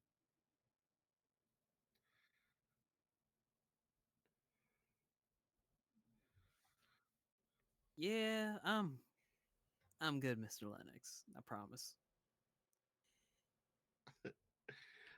As you walk, as you walk past the sheriff's office, you hear a match strike up and a cigarette being lit. Well, well, well. We thought you died up there. Been gone a couple days. Wait, what? Oh, right, because the people are here sooner than we expected. Oh shit. What on this? What on this world would draw your fool asses up that hill to that wood? Mm. Asking in my official capacity. Tap the star. All right.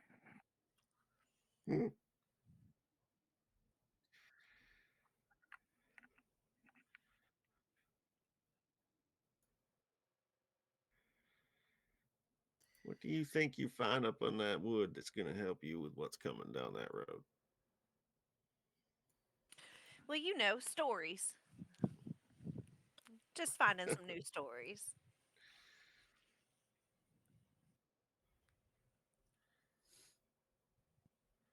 Sheriff, I got a question for you.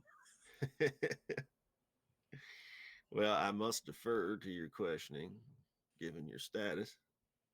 Um, you can confirm that the people coming this way are from the Cannibal Saint camp, correct?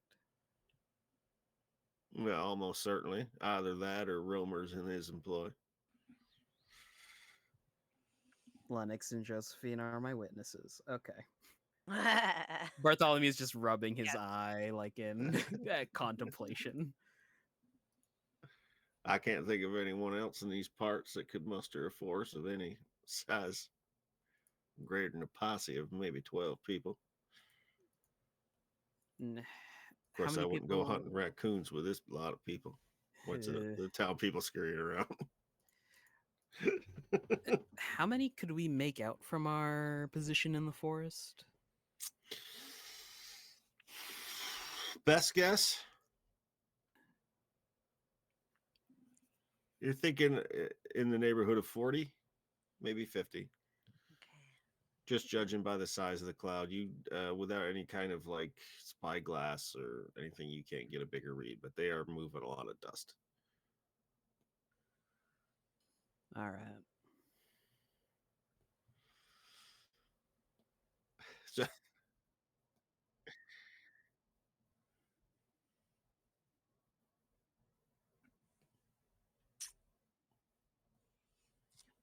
oh yeah, people gathered in the town hall a couple days ago waiting for y'all. But I can ring the bell again if you want.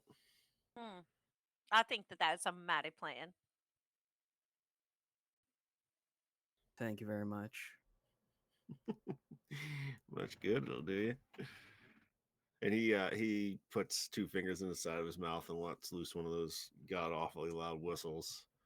Uh, and a looks like a preacher of some sort shuffles up to him, whispers in his ear, wanders off to the center of town where there's a well, and over the well is a bell, and he starts ringing the bell. And people start to mill out.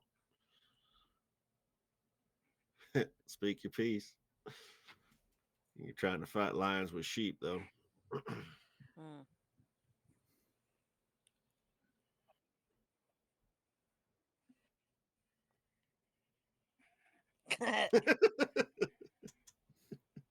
I'll give you the signal.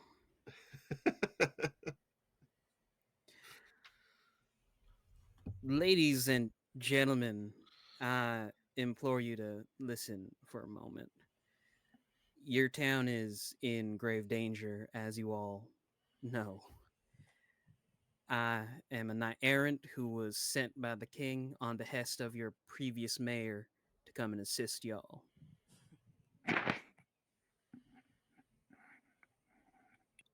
How many of you are willing to fight and die for your town to protect your families?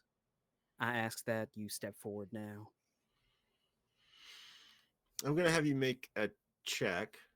Um, you'll get one die for your status, Okay. being a knight errant. What else can you leverage to get some more dice on this? Ooh, Hmm. I would Uh, like to. Oh, sorry. I was just saying, can I help? Yeah, Like, yeah, like can I like just I just like I want go ahead, Bartholomew, and but when you're done, I'll give you I want to give you like a D6. Can I do that? Like if I yeah. Just tell me, just describe an RP how you're Okay, doing great. it. Mhm. So as he does this, um Josephine stands actually next to Barty and plays a song, and it actually is the beginning of the story of a new knight errant named Bartholomew coming to rise, essentially. I'm trying to you want that to be you like want that to be the inspiration. opening act? Yeah, like like inspiration, like It's like, who the hell is this guy that the Lark is opening for him? and I like, like as I'm just like Yeah, humming it. Yeah, you know, take a D6 for that. yeah. For Bartholomew, you can have a D6 for that. Lennox, is there anything you want to throw in on it?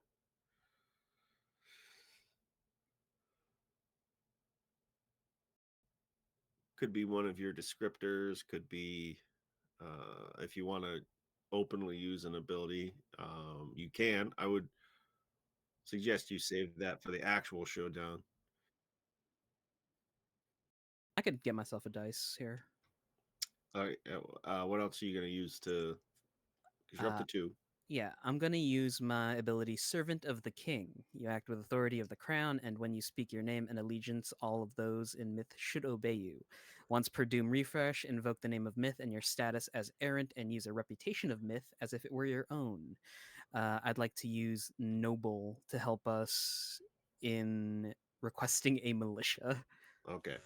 So I'll give you a dice for that. So you're up to 3.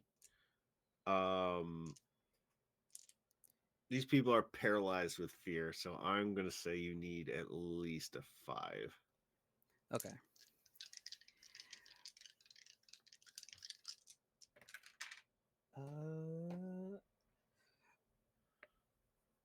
I got a 4. 4. If you want to sacrifice something, I will let you bump that to a 5.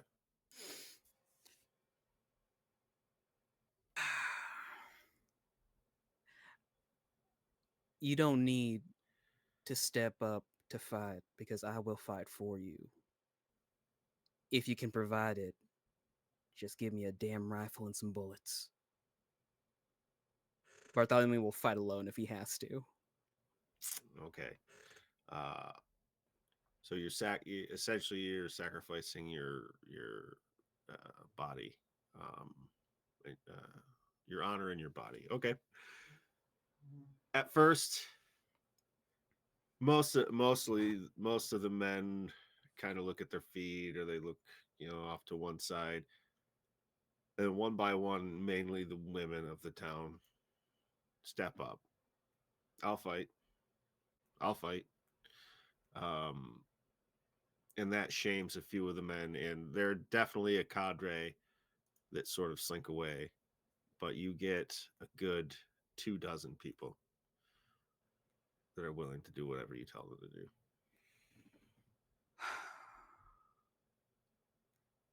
Oh, and Sheriff, I'm relieving you of your duties. Lennox? You'll get a showdown token. Listen, I'll wait. On what authority? Mine, as a knight errant. You do realize you can't just kill me and maintain that honorable reputation you have. I have committed no crime you have accused me of.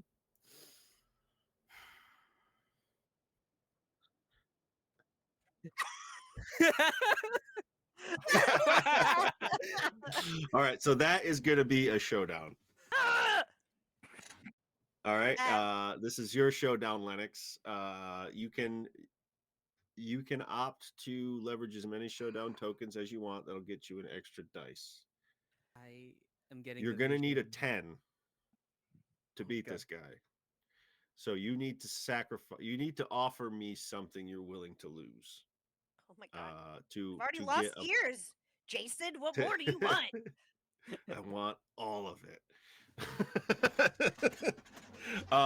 That could be a physical injury. Basically the gravity that of the thing you offer me will adjust the number that I will be adding to your dice. Does that make sense? Like if you say, if I fail this roll, I die, I'll give you a +5. If you say my right eye, I'll give you like a +2. Or it could be one of your reputations.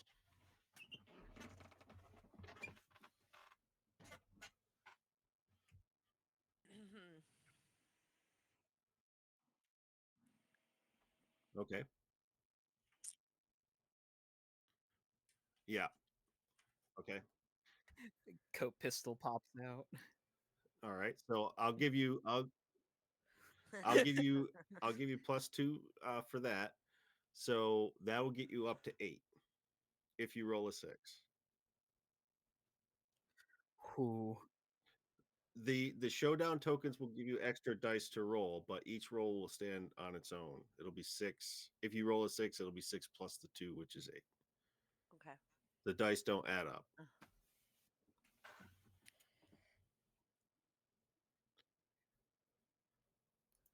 I'll give you another 2 for that. Yeah, I'll give you another 2 for that. I'm sorry, Lennox.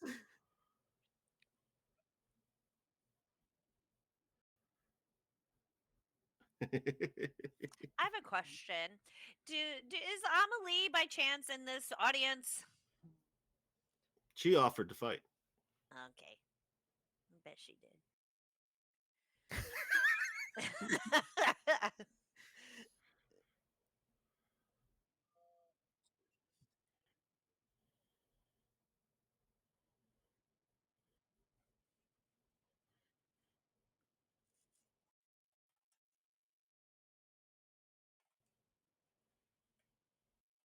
Yes. Yep. You get one just for the attempt, plus however many showdown tokens you're going to spend.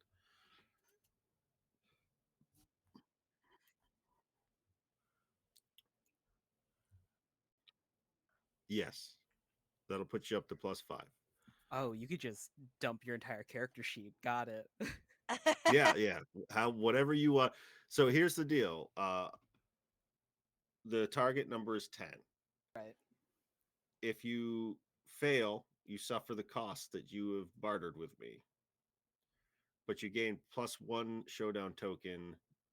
And you could try again and choose new costs. Or someone else can try, but they'll have to leverage different things. If you if the result is between the target and the threat, which in this case is going to be 8 to 10, you'll suffer the cost, but you will succeed in killing Ryle. If it's more than that, or I'm sorry, if it's 6 to 8. If it's 8 to 10 or 6 to 7, 8 to 10 is more than a threat. You'll pay no cost and defeat. So it is kind of works like Monster of the Week that way, Okay. or Powered by the Apocalypse. So you got a clean 10 then. All right.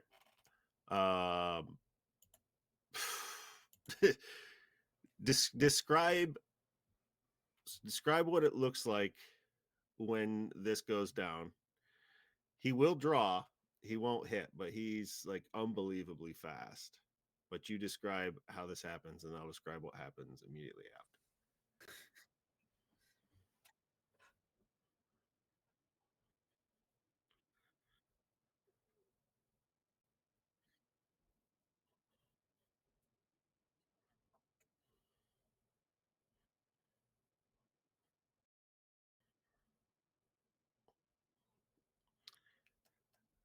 And even with that element of surprise, with your gun already out, the adder's hand goes down to his guns, and they're up, and he fires just as the bullet hits, but it's not all the way up yet. The bullet just impacts the dirt next to your feet.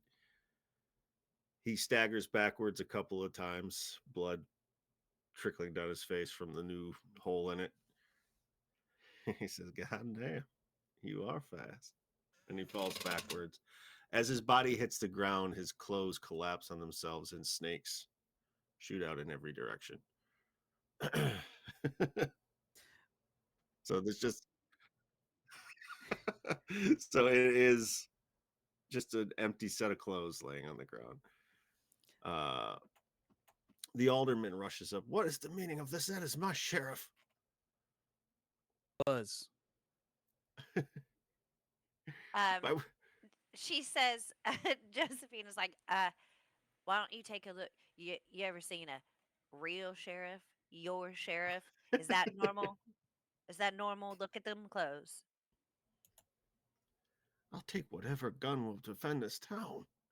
You've just shortened us by 1.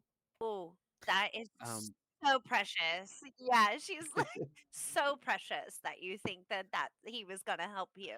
Like she's He like, he sta- he starts addressing the townspeople. "Will you really stand up for these murderers?" Bartholomew is going to start striding towards the church and to that bell tower, looking over to Josephine. Want to find out how I captured that Romer King? yes.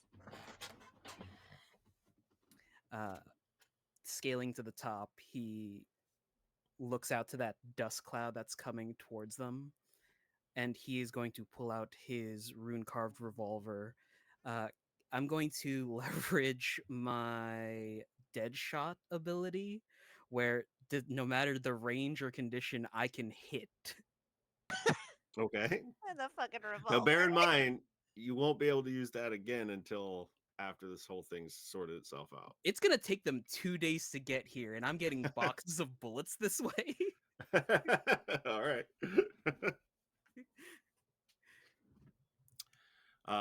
So I assume you're shooting the alderman. No, I'm shooting the people coming towards us that are 2 days out. Okay. Well,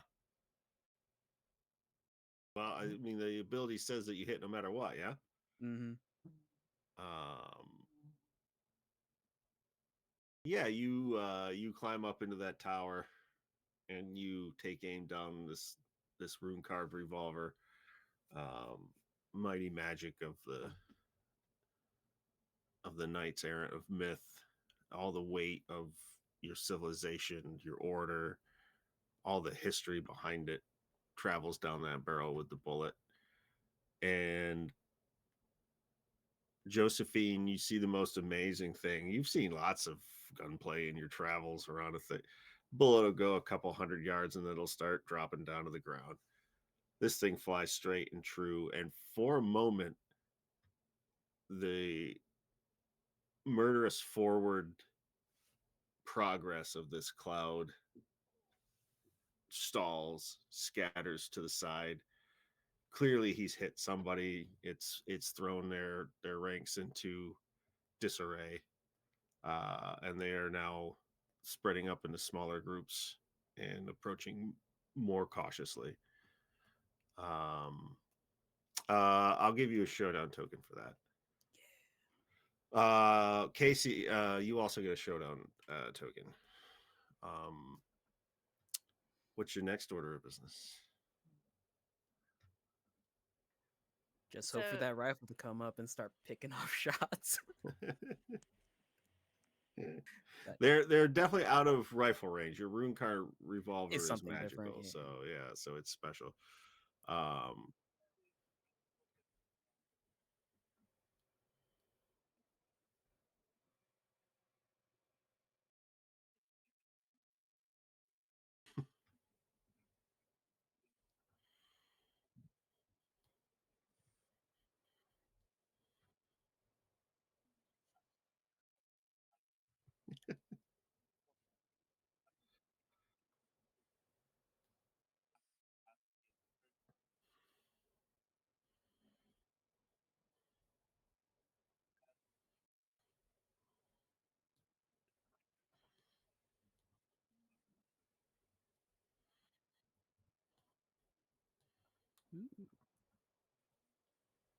Okay. They're more than willing. They don't have a lot of explosives. A little bit for clearing rock. They do. They have very strong alcohol. They are able to, in the time they have, they're able to. Let's say you've got 4 charges that you can place where you want to, where you think will be most effective. And I will give you. I'll make this one a group showdown token because it's the town that's prepping this for you. So each one of you, if you need it, will be able to grab that one. Okay.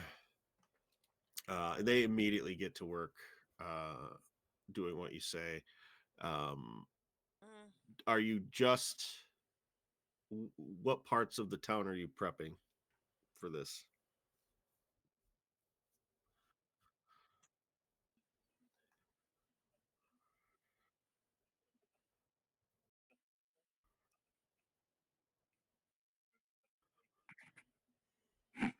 It's like a regular western town, except for because it's the last hill. There's a pretty steep drop off to one side. Excuse me, that's facing where they're coming from. You think it probably would be difficult for horsebound fighters to circle that in any kind of way that would give them an advantage. You think it would probably slow horses down to come from that way. So you're looking at the main road and the other corner of town if they don't try to flank.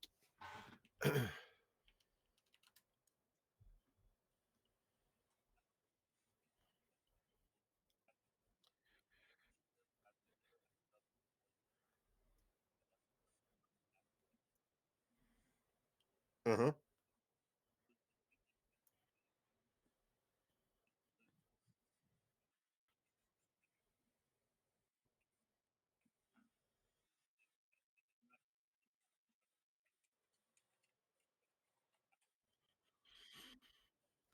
Uh what words of power do you have again?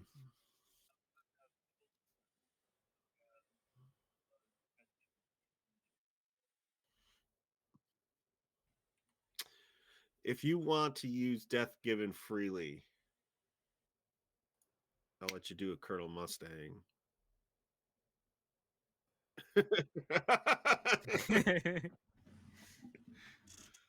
The most cathartic fucking revenge in anime history. Yeah. So that's part of your preparations. That'll be part of your group token, your group showdown token. But I'll also give Casey. I'll give Lennox a specific one for that because it's his. It's his thing. So what we want to do is at least dig a 1 foot diameter hole every couple of feet so that when their horses come through, they'll step in them. Okay. Yeah, that's good. Uh, yeah, we'll give you another group one for that. So we got two that are up for grabs.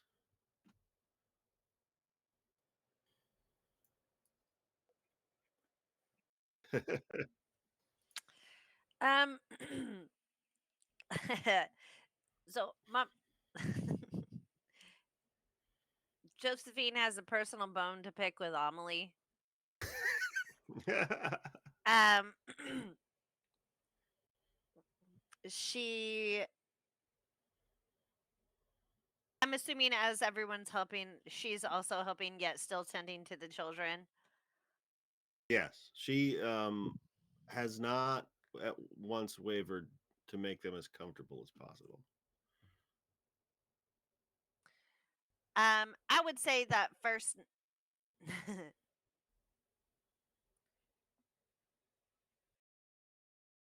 Okay, that's gonna be later. So for Josephine, she obviously is helping. Josephine isn't necessarily a fighter in the ways of like everyone else. She's not a gunslinger by no means. But she finds ways to kind of like bolster the troops, rally the troops if you want to call it that, like through song or telling tales just like while working, it's like, is it fun to mow the grass just while mowing the grass, or is it better to mow the grass while listening to your favorite music? And so for her, that's kind of like how she's viewing this. And I would hope that that would translate to also having a little bit more of a fervor to not just do as they're told, but to fight the good fight. And then that first Yeah. night, I want to spend the evening with the children and Amelie. Okay. And then I'm just studying that bitch because I'm gonna kill her probably. Yes, I will give you a specific showdown token for your bolstering. I will give another group one because the music has inspired them to not only do what you've told them to do more quickly and more efficiently, it's also they're improvising on it and adding to what you've told them to do in ways that are actually useful. Like personalizing it. Good. Okay. And yeah, so you think that by sundown tomorrow, um, the vanguard of that force will probably reach the town. Perfect.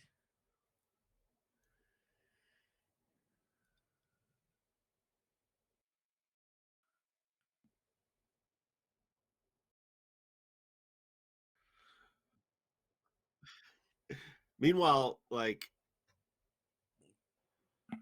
the as the women of the town especially have like sat on the alderman, and he is now in like a jail cell. You go, girls.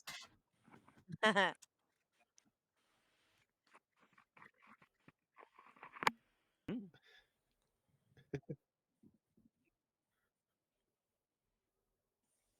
Yes.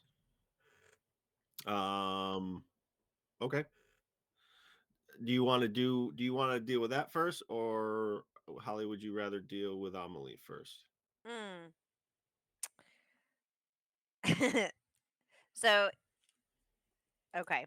I have an idea. If Casey, if you're okay, I would like to go first. Okay. All right. Um, yes. So I'm assuming that Barty is like working hand over fist to get everything ready and perfect. Not only is this like literally what he's trained for, he probably enjoys it to some degree. So I imagine any moment that I get in this evening, I would like to be alone with her. Okay. And She spent the day digging and preparing the defenses like the rest of the town did. She would take frequent breaks to check on the children, make sure they have broth, rub their mhm, heads down, um, hum to them, sing to them. okay. Okay. Um the moment that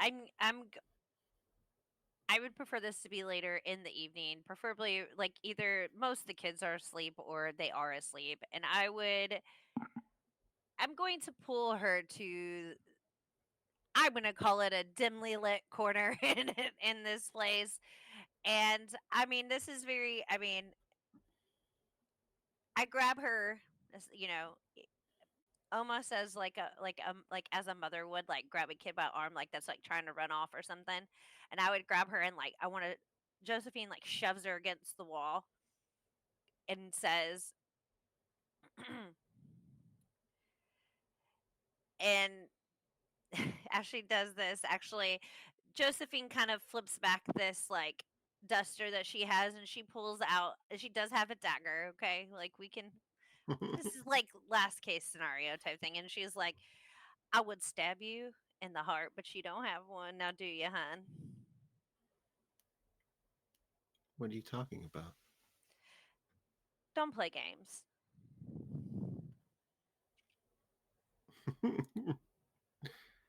The children? What do you think I'm doing with the children? I know sometimes we do things we think are right. I know we do things sometimes we think are the lesser of evils, so to say. Um, but there's two ways that this is going to go. And honestly, all I need you to do is to just nod your head up and down because that's what you're going to do. And she says to Amelie, tomorrow you won't be in here. Tomorrow I'm going to give you the opportunity to,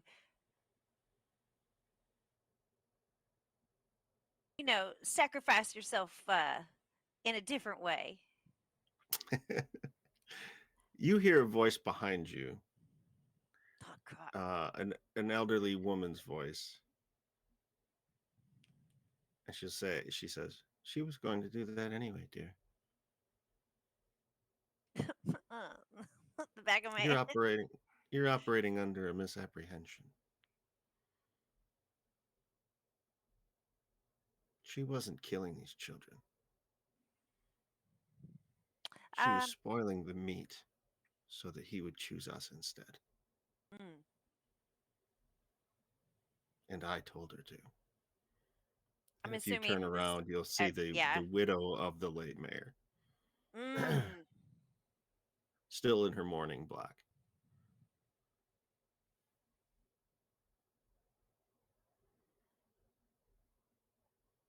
They took my husband. They took our sheriff, but they won't take these kids. And we may die out there.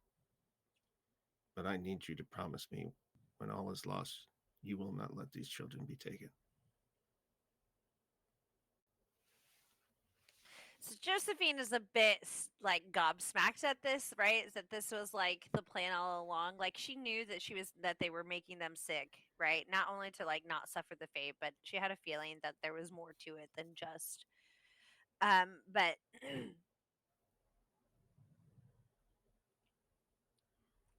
well, and she at this point lets go of Amelie and is like,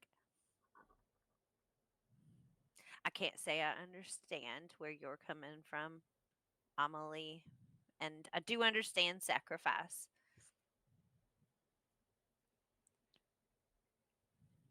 And she just kind of picks up her things and leaves at that point. Like, that's all she says to them. Like, and she walks out. Okay. The rest of the night passes nondescript. Amelie will not. You're still welcome to stay in the schoolhouse if you want to. Nope. I actually spend the evening at the bar. Blackout drunk. All right. Lennox, you go to the sheriff's office, and there's the alderman in his cell.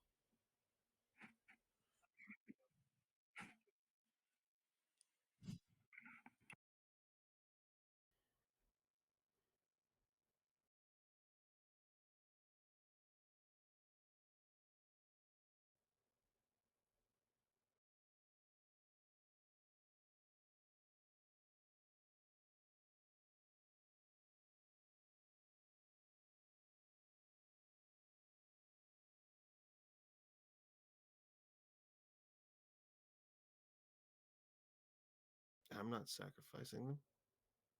We begged for help. We begged for help. And what did the crown send us? A tax collector.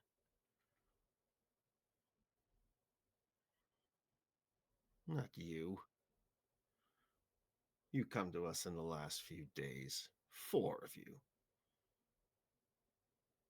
I did what I had to.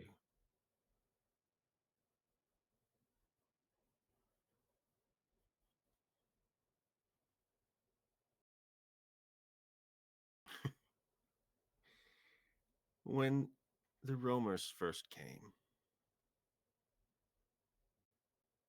we immediately sent the mayor and I immediately sent a dispatch.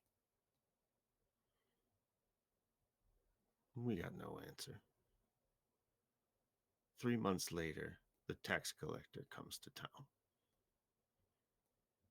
takes half our crop, takes half our money, ignores our pleas, and just moves on his merry way. The mayor refused to lose faith in the king and the crown. But what have they done for us? Except for left us here to rot.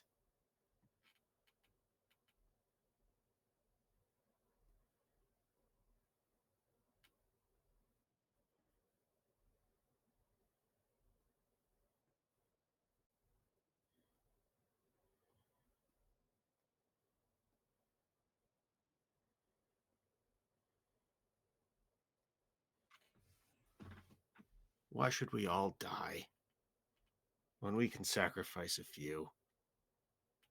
We can make more children. It's the one thing humans are good at.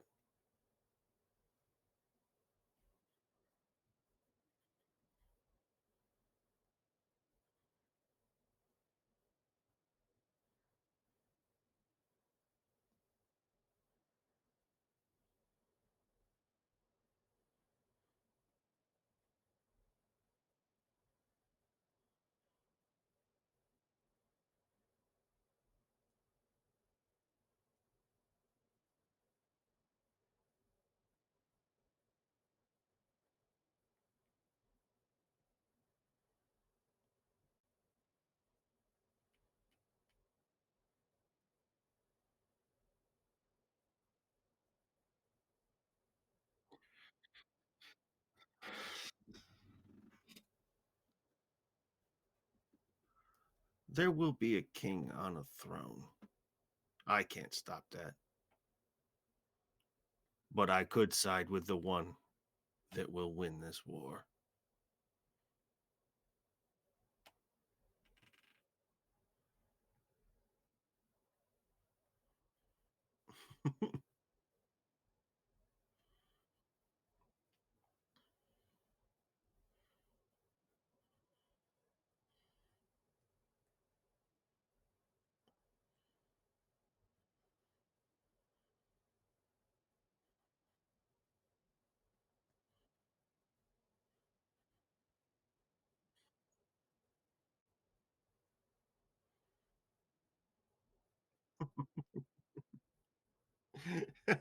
He laughs. Who do you think the cannibal saint is?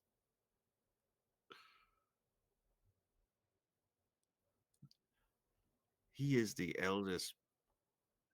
He is the eldest son of the old king. He sold his soul to some word of power in the desert. He can't be stopped. The Battle of the Violet Fields was a speed bump.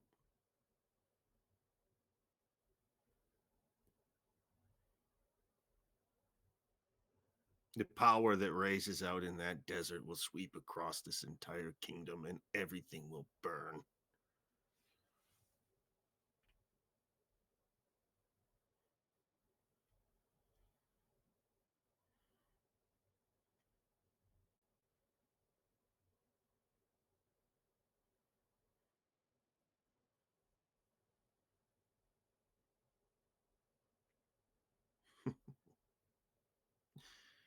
Well,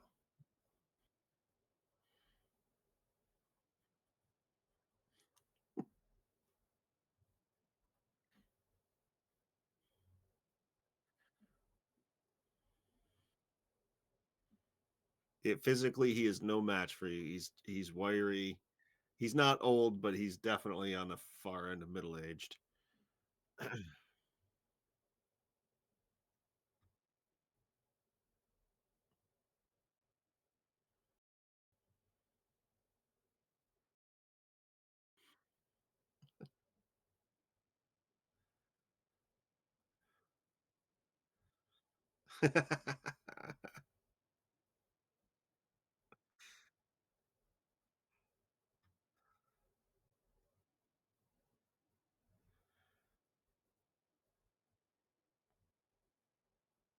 Yeah, yeah. You like he screams in a very satisfying way, like the entire ride out of town. I'm gonna give you a showdown token for the badassery. I think. All right, that's the interior threat dealt with.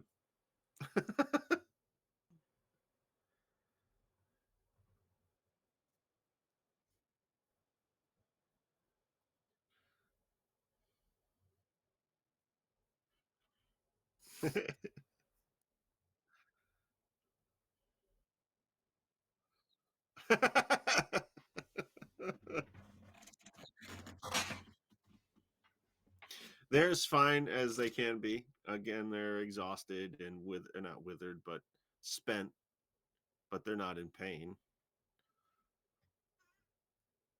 And she tends to them and sings to them and makes them laugh and giggle.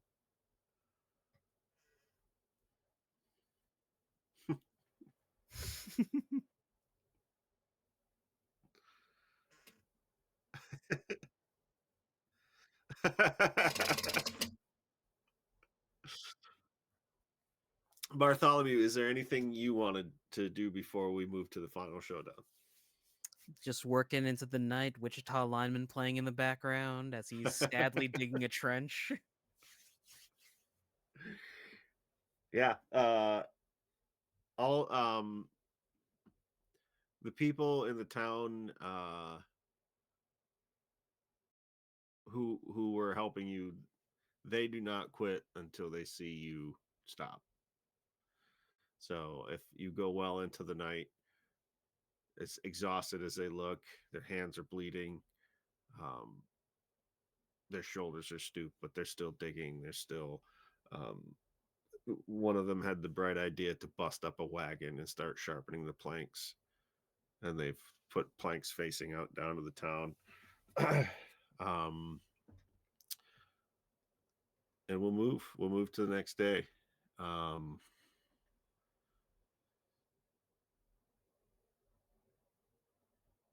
Do you want the townspeople out front and center, marshaled up, or do you want them deployed in some other way? If there's a like main thoroughfare area, I kind of envision us stationing people inside the buildings around that street, so it would just make a kill box. Yeah. Guns are in somewhat short supply. They do have crossbows. They do have regular bows, pitchforks, any other things that a farmer would have access to. Most of the guns they do have are muskets for like hunting. They'll definitely kill a person. The fire rate's not great. And you have them, they're in storefronts, they're on top of the porch roofs, they're behind steeples. Um, and the ones that don't have a gun or can shoot concealed are just, they're formed up in the middle of town. They have their pitchforks, they have their axes, they have their whatever they can muster. Um, and you hear the thunder of the hooves. And you see the first oncoming rush. The one in the front is muscular, dressed like a perverse version of a knight. It's stained with blood. There's bloody handprints on it. The cloak is tattered. His skin is a yellowish color. His teeth are filed to points. Long, filthy nails. And on the end of a spear that he's holding up is the head of the alderman. And the horse, and immediately to his right, has the head of what you assume to be the old leader of this troop that took a bullet to the head sometime a day or so ago. And there's definitely gnaw marks on both of them. Lovely. As they come charging in, who wants to take the first wave? There'll be 3 waves, conveniently.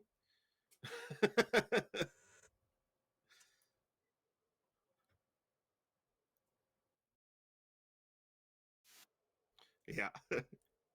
Wah, wah, wah.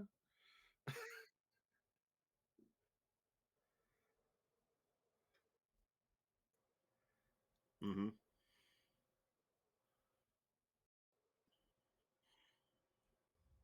Okay. So this is a showdown. Again, the target number here is 10. So you're to get a success, you're looking for 8 to 10 plus, right? Uh, you can get more dice for your tokens, however many you want to spend. What are you going to sacrifice? Now you have other assets aside from what's on your character sheet now. Do you have townsfolk? Do you have children?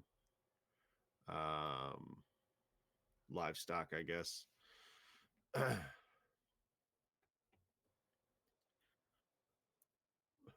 Yes, you do.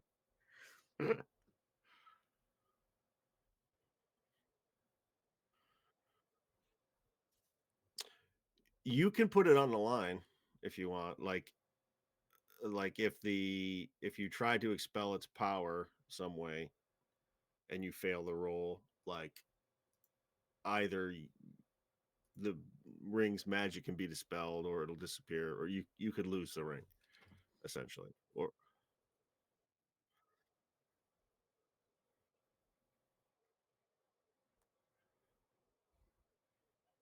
mm-hmm,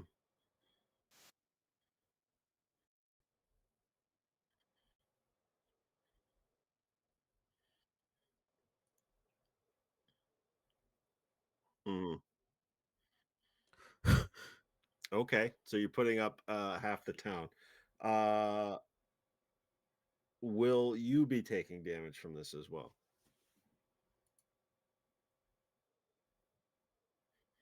All right. Yeah. What? Which hand? Which hand is the ring on? Half the town and your right arm, and I'll give you +5. All right. Is there anything else you want to leverage? The least you can roll now is 6, which will be at least a partial success.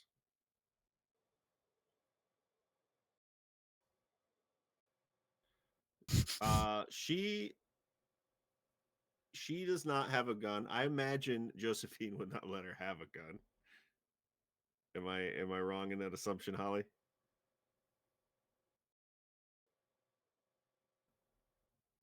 Oh, we can't hear you.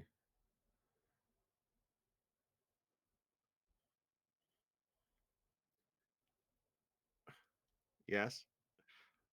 Okay, there we go. Sorry. I was like having a hard time hearing everybody. So when you said my name is the only thing that I heard. Oh. They're asking. Casey's asking where we have Amelie in this group. In Would the you let front. Amelie have a gun? Yeah. All right. If she's a good shot.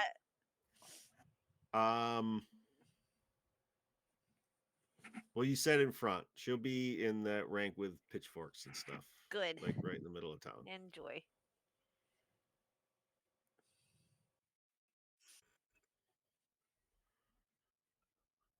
Yes, they. If you fail this roll, everyone in the center of town will be destroyed.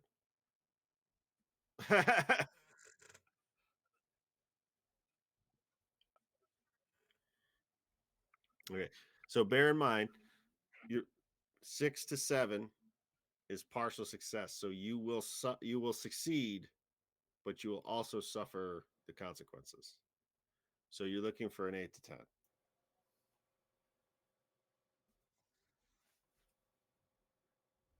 You how many tokens are you spending to roll? 2. So you'll have 3 rolls. Why don't you, for drama's sake, why don't you roll them for me one at a time?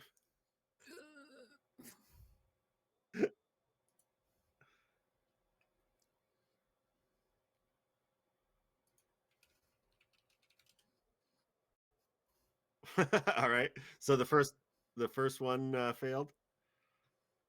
Uh, so you're trying to harness this power. How is it starting to get away from you?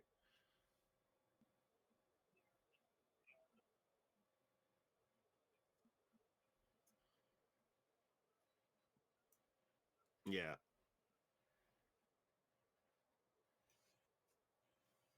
Um. So that's a 10. Oh. You that which is a full success. So so you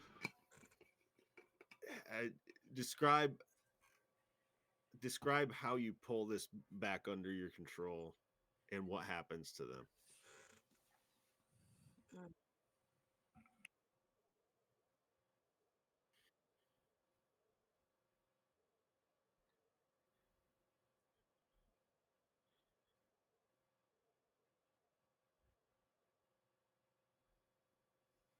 Okay.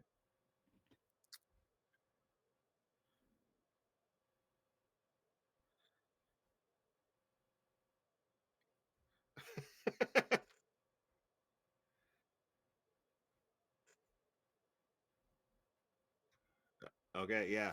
You your first set of charges go off, and the entire leading force is just consumed in flame. The horses are screaming wildly and running in all directions. The few servants of the cannibal saint who survived the blast are crawling back out of town away from it in time for the second wave to come up, spear them, and like hoist them up like as a snack for later. um so we're into the second wave, which is coming straight on the town. The third wave is trying to swing around the uphill side, which was the side that would be easier for them to travel than the other one. Who wants to handle the second wave? I could handle the third wave. Okay. Okay. Um, I can't do a whole lot. I'm not a fighter. I have no spells. Um, What do you have? what do I have? I have a mandolin and a little bit of hope. um, What's this? You have a Well, song that can turn everyone into level 20 berserkers? right. yeah. So, I mean, you have moral support. I actually don't because I use that. Okay. I have enshrined in song and every story ever sung, and um, Okay. So, yes, if you want to perform a song to rouse the troops, absolutely. okay. Um, Again, the target number is 8 to 10. What are you going to sacrifice to get that modifier up? Bearing in mind, one of you can try again if she fails, Mhm. but I'm that increases the costs you're likely to have to pay. okay. I'm going to. So the one thing that's lovely about Josephine is that during all this time, in all her travels and all these things that she has done, she has absolutely maintained. Um, I'm gonna say childlike, not in the way of like misbehavior, but like almost like an innocence that she kind of. I would like to put this up. I'd like to put that up actually. My reputation of being childlike. Okay. Um, I'll give you +2 for that. and then I would I think for for her she would at this point um oh see I'm trying to think of like how I'd do this. I think hold on. I would I'm also can I so you know how we have the doom and we have like our levels of essentially grief.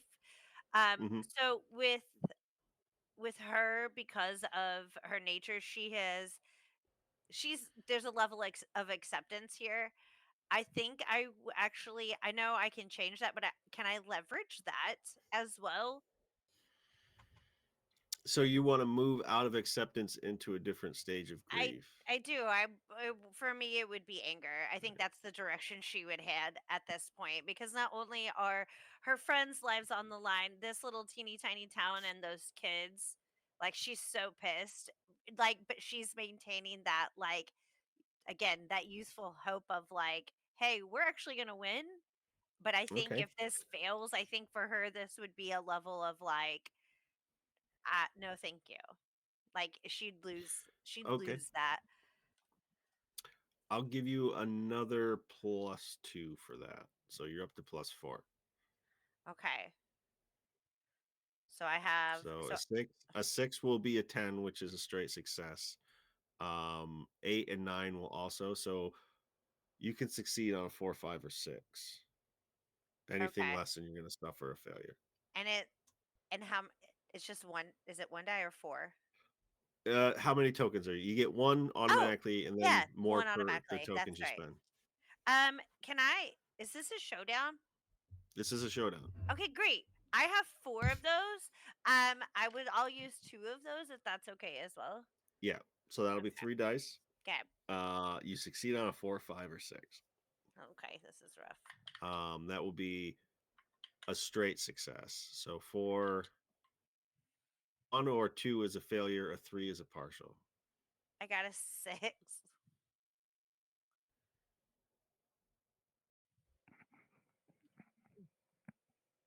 Nice. Yeah. I don't know why I thought I could ever best you in a D6 system. I don't know. I don't know either. Explain. Describe how it looks when you engage in this song to rouse the troops. Oh God. Okay. Um so in all of the things like that is Josephine, most of the time that we've seen her, yes, we've seen like the bar performance and it's been, enjoyable, but like um for her she kind of taps into this probably part where for sure I know Barty has never seen. And she Metal era. right. And then it's like I mean like I don't know if it's very much like the like we're gonna like oh my god, wait, I'm drawing. I'm like I'm literally lost a name. Oh my god, someone help me. Hold on. Okay, yeah, Courtney LaPlante of Spirit Box. I literally didn't want to be just like the singer of Spirit Box because she's so much more than that. But like, um, but like very much like that vibe of like it's that there's like a melodicness to it, but like it's also she's telling the story of essentially these people just that she has gotten to know in these days and like you know trying to rally And them, remind them what's when you good. when you get when you get to the verse about saving the kids and defending the town, every one of those people with the pitchforks and the sickles and the hammers and the axes just charge into that group. Um, and it's fierce and it's bloody, but through the obstacles, they come out on top. Does Amelie survive? I hope not. It's um, up to you. you know, I will tell you, she will die bravely. She's not um, evil or a coward. okay, so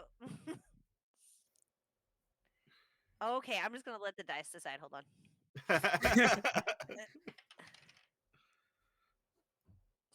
She does live. Ugh, fine.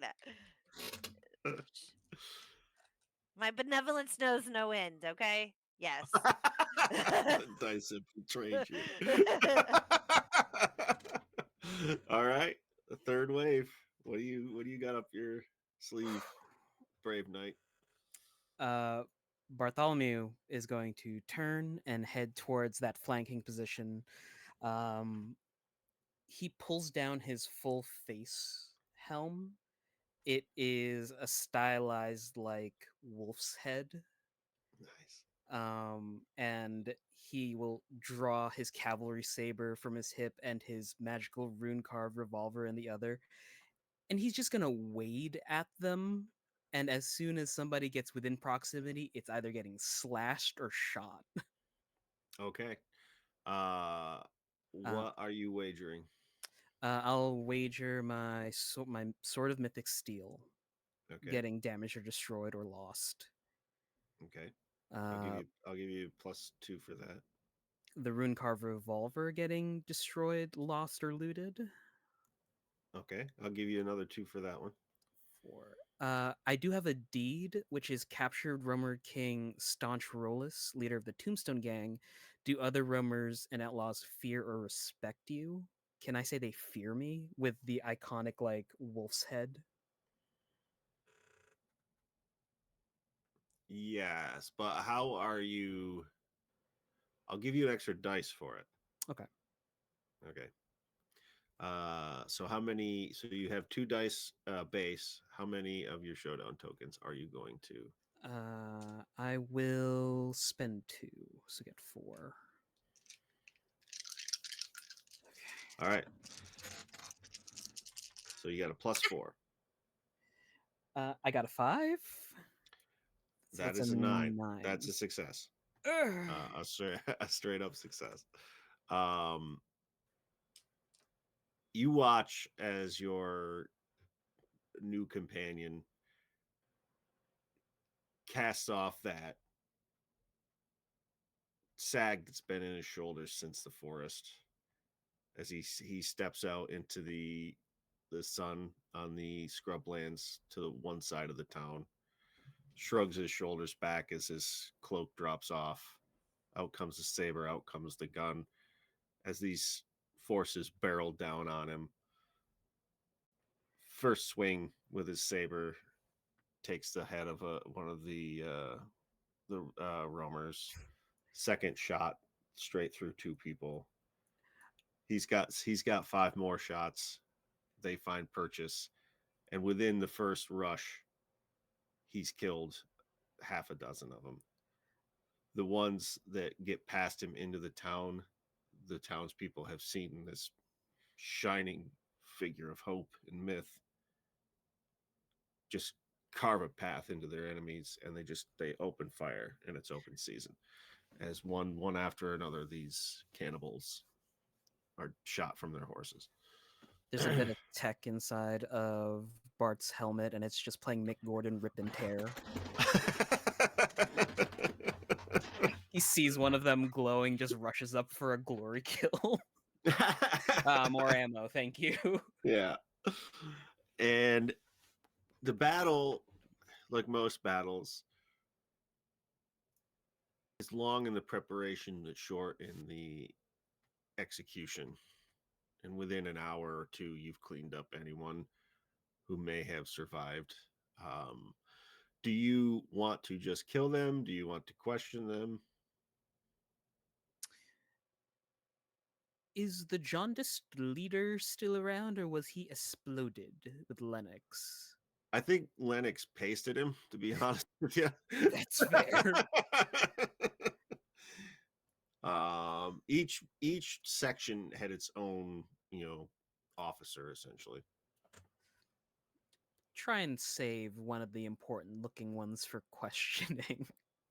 Yeah, you save That's one cool. that looks like the bastardized version of a knight. Like, you know how when Jared Leto has long hair and a beard, he looks like Satanic Jesus. They look like satanic knights.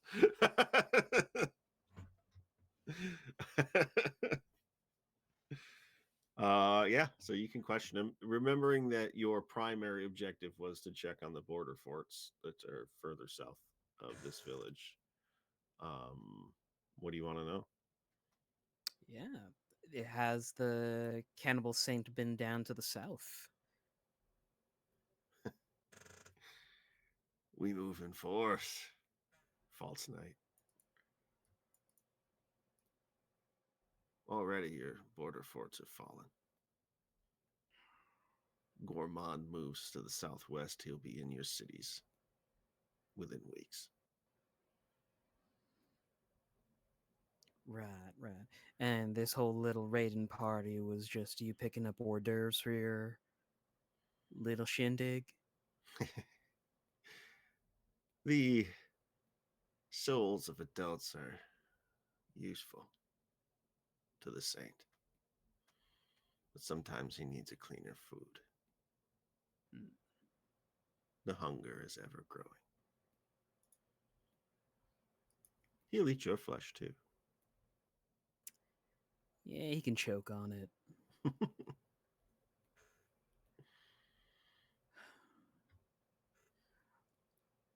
So, where is your cannibal saint now? Still southeast, you said, but I need specifics. Oh, he comes with the main host out of Visage.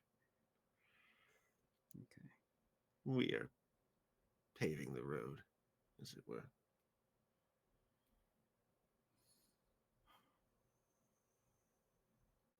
Miss Josephine, Mr. Lennox, do you have any questions?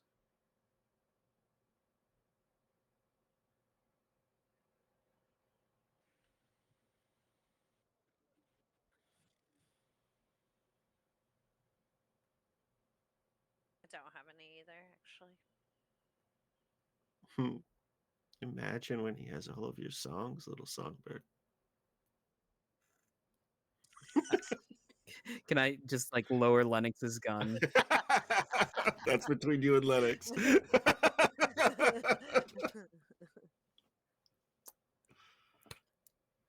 Every night, an esquire carries something called the Blade of Mercy.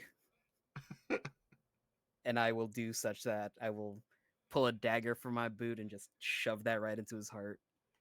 He dies, still smiling.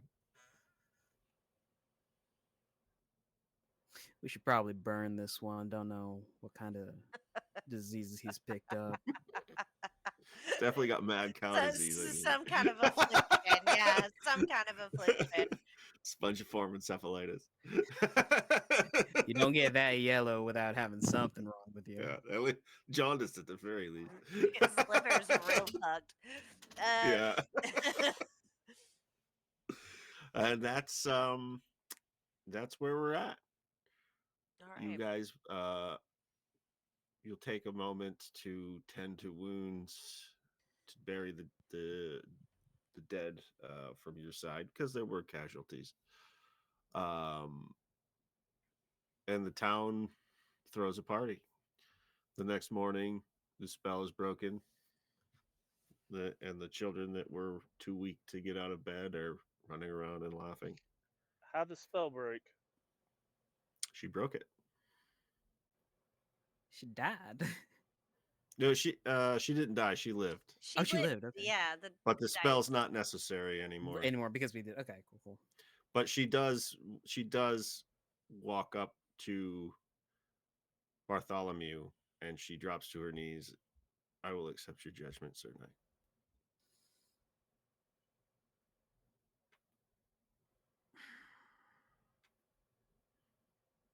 There's been a lot of death in this town already.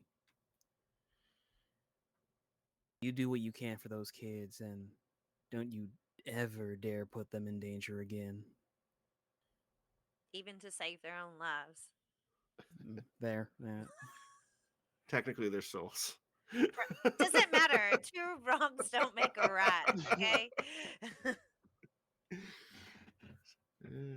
Die immediately or suffer in the body of the cannibal saint.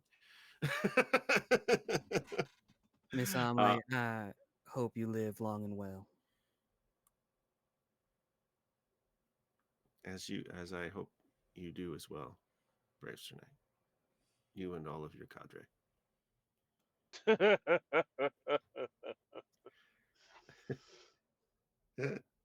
She goes to tending wounds, and you notice as she touches people, she has, like weird little ingredients and decanters, but the healing is on the mundane side of miraculous. Wounds close, or small wounds close, bad wounds clot up. And there is a party for as long as you want to attend it. I love a good party. All the strongest hooches coming out. I think there would be a lack of Bartholomew at the party. He would probably be there at the beginning, try to bum a smoke off of Lennox, and then just like wander back into town. What's wrong, Shiny? My first actual battle turned out pretty well, but given the circumstances behind it, it kind of messes with the mood a little bit. I understand that. I was a lot like that in my first battle.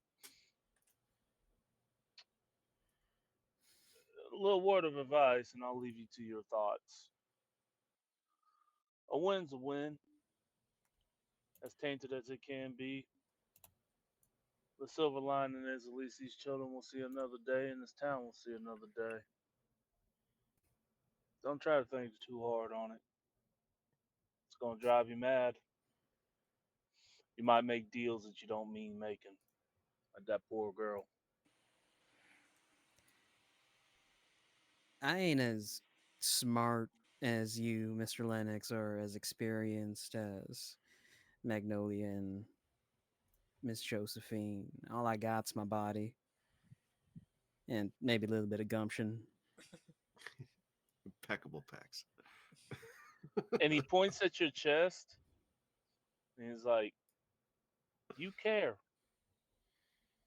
And now I'll go farther in this world than any intelligence will. Trust me. This world has a distinct lack of caring and heart. You will do well as a knight.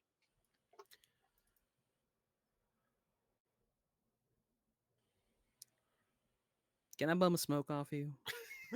And he flicks up his wrist and he gives up and then he just snaps his fingers, a little flame on his thumb. You got any left-handed cigarettes? Josephine, is there anything? What thoughts travel through your head as this night winds down into the early morning? Bonfire in the middle of the street, Good. people dancing.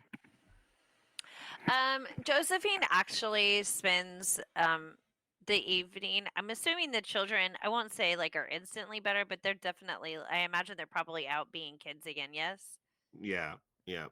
They're moving like a kid who's been sick for a while but is starting to feel better.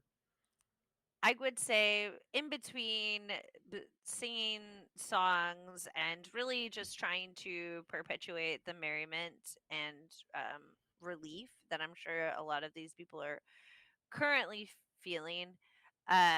She would spend her time intermittently like playing with the kids and like teaching them like some are actually like teaching her song like teaching them songs and telling them stories of brave knight errants and of her dragon friend.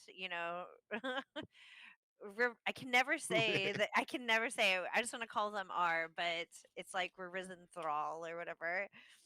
A thrally. That's it. We just call him Riz. Riz. It's like The Ririn's. Rizzler. Yeah.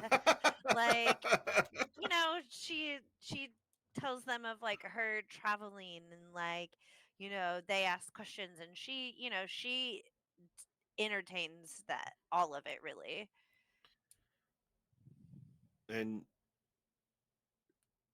those will be the most cherished memories most of those kids have until their last days, however long that may be.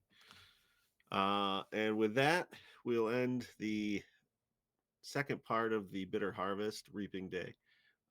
We move on now to the main quest for next Wednesday, when hopefully Cassie will be able to join us as Magnolia, the Hearthrender.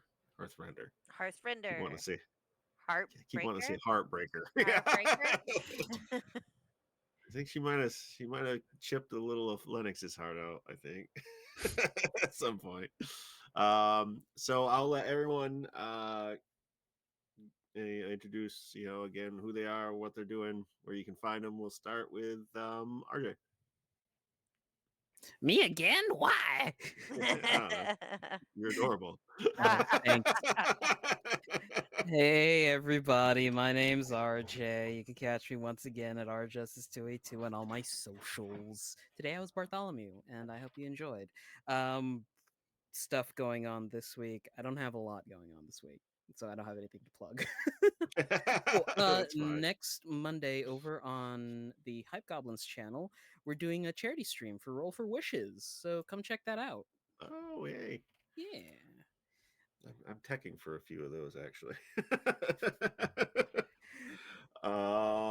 Casey. Oh, you caught me a bit yawn. Oh no! Oh, hey, how y'all It's a doing? it's a How gift and y'all a curse. doing? I know. Name's Casey. I played your exile today, Linux, the shaman with the. I couldn't think of a rhyme. Uh, The shaman of ramen? I don't know. yeah, there you go. The shaman of ramen. I love that. You can find me at Tabletop Trucking 78 on Instagram, Tabletop Trucker 78 here, or Granny Bang here in our Discord. I am in a game tomorrow, Majesty the Warm, where I'm playing a Boomhauer orc. So think it. And we're going down to. We have like several quests that we're doing because we just looked at the quest board and we're entry level adventurers. We're like, we'll take all those. We'll Yeah. farm the XP for that. The group that I'm playing with is very funny. So if you enjoyed tonight's show, I'm come back tomorrow, and I think you'll get even more enjoyment. Other than that, if you see me out in the wild, walk up and say hi. I ain't dangerous. I love it. Unless you deserve it. Holly, what are you up to?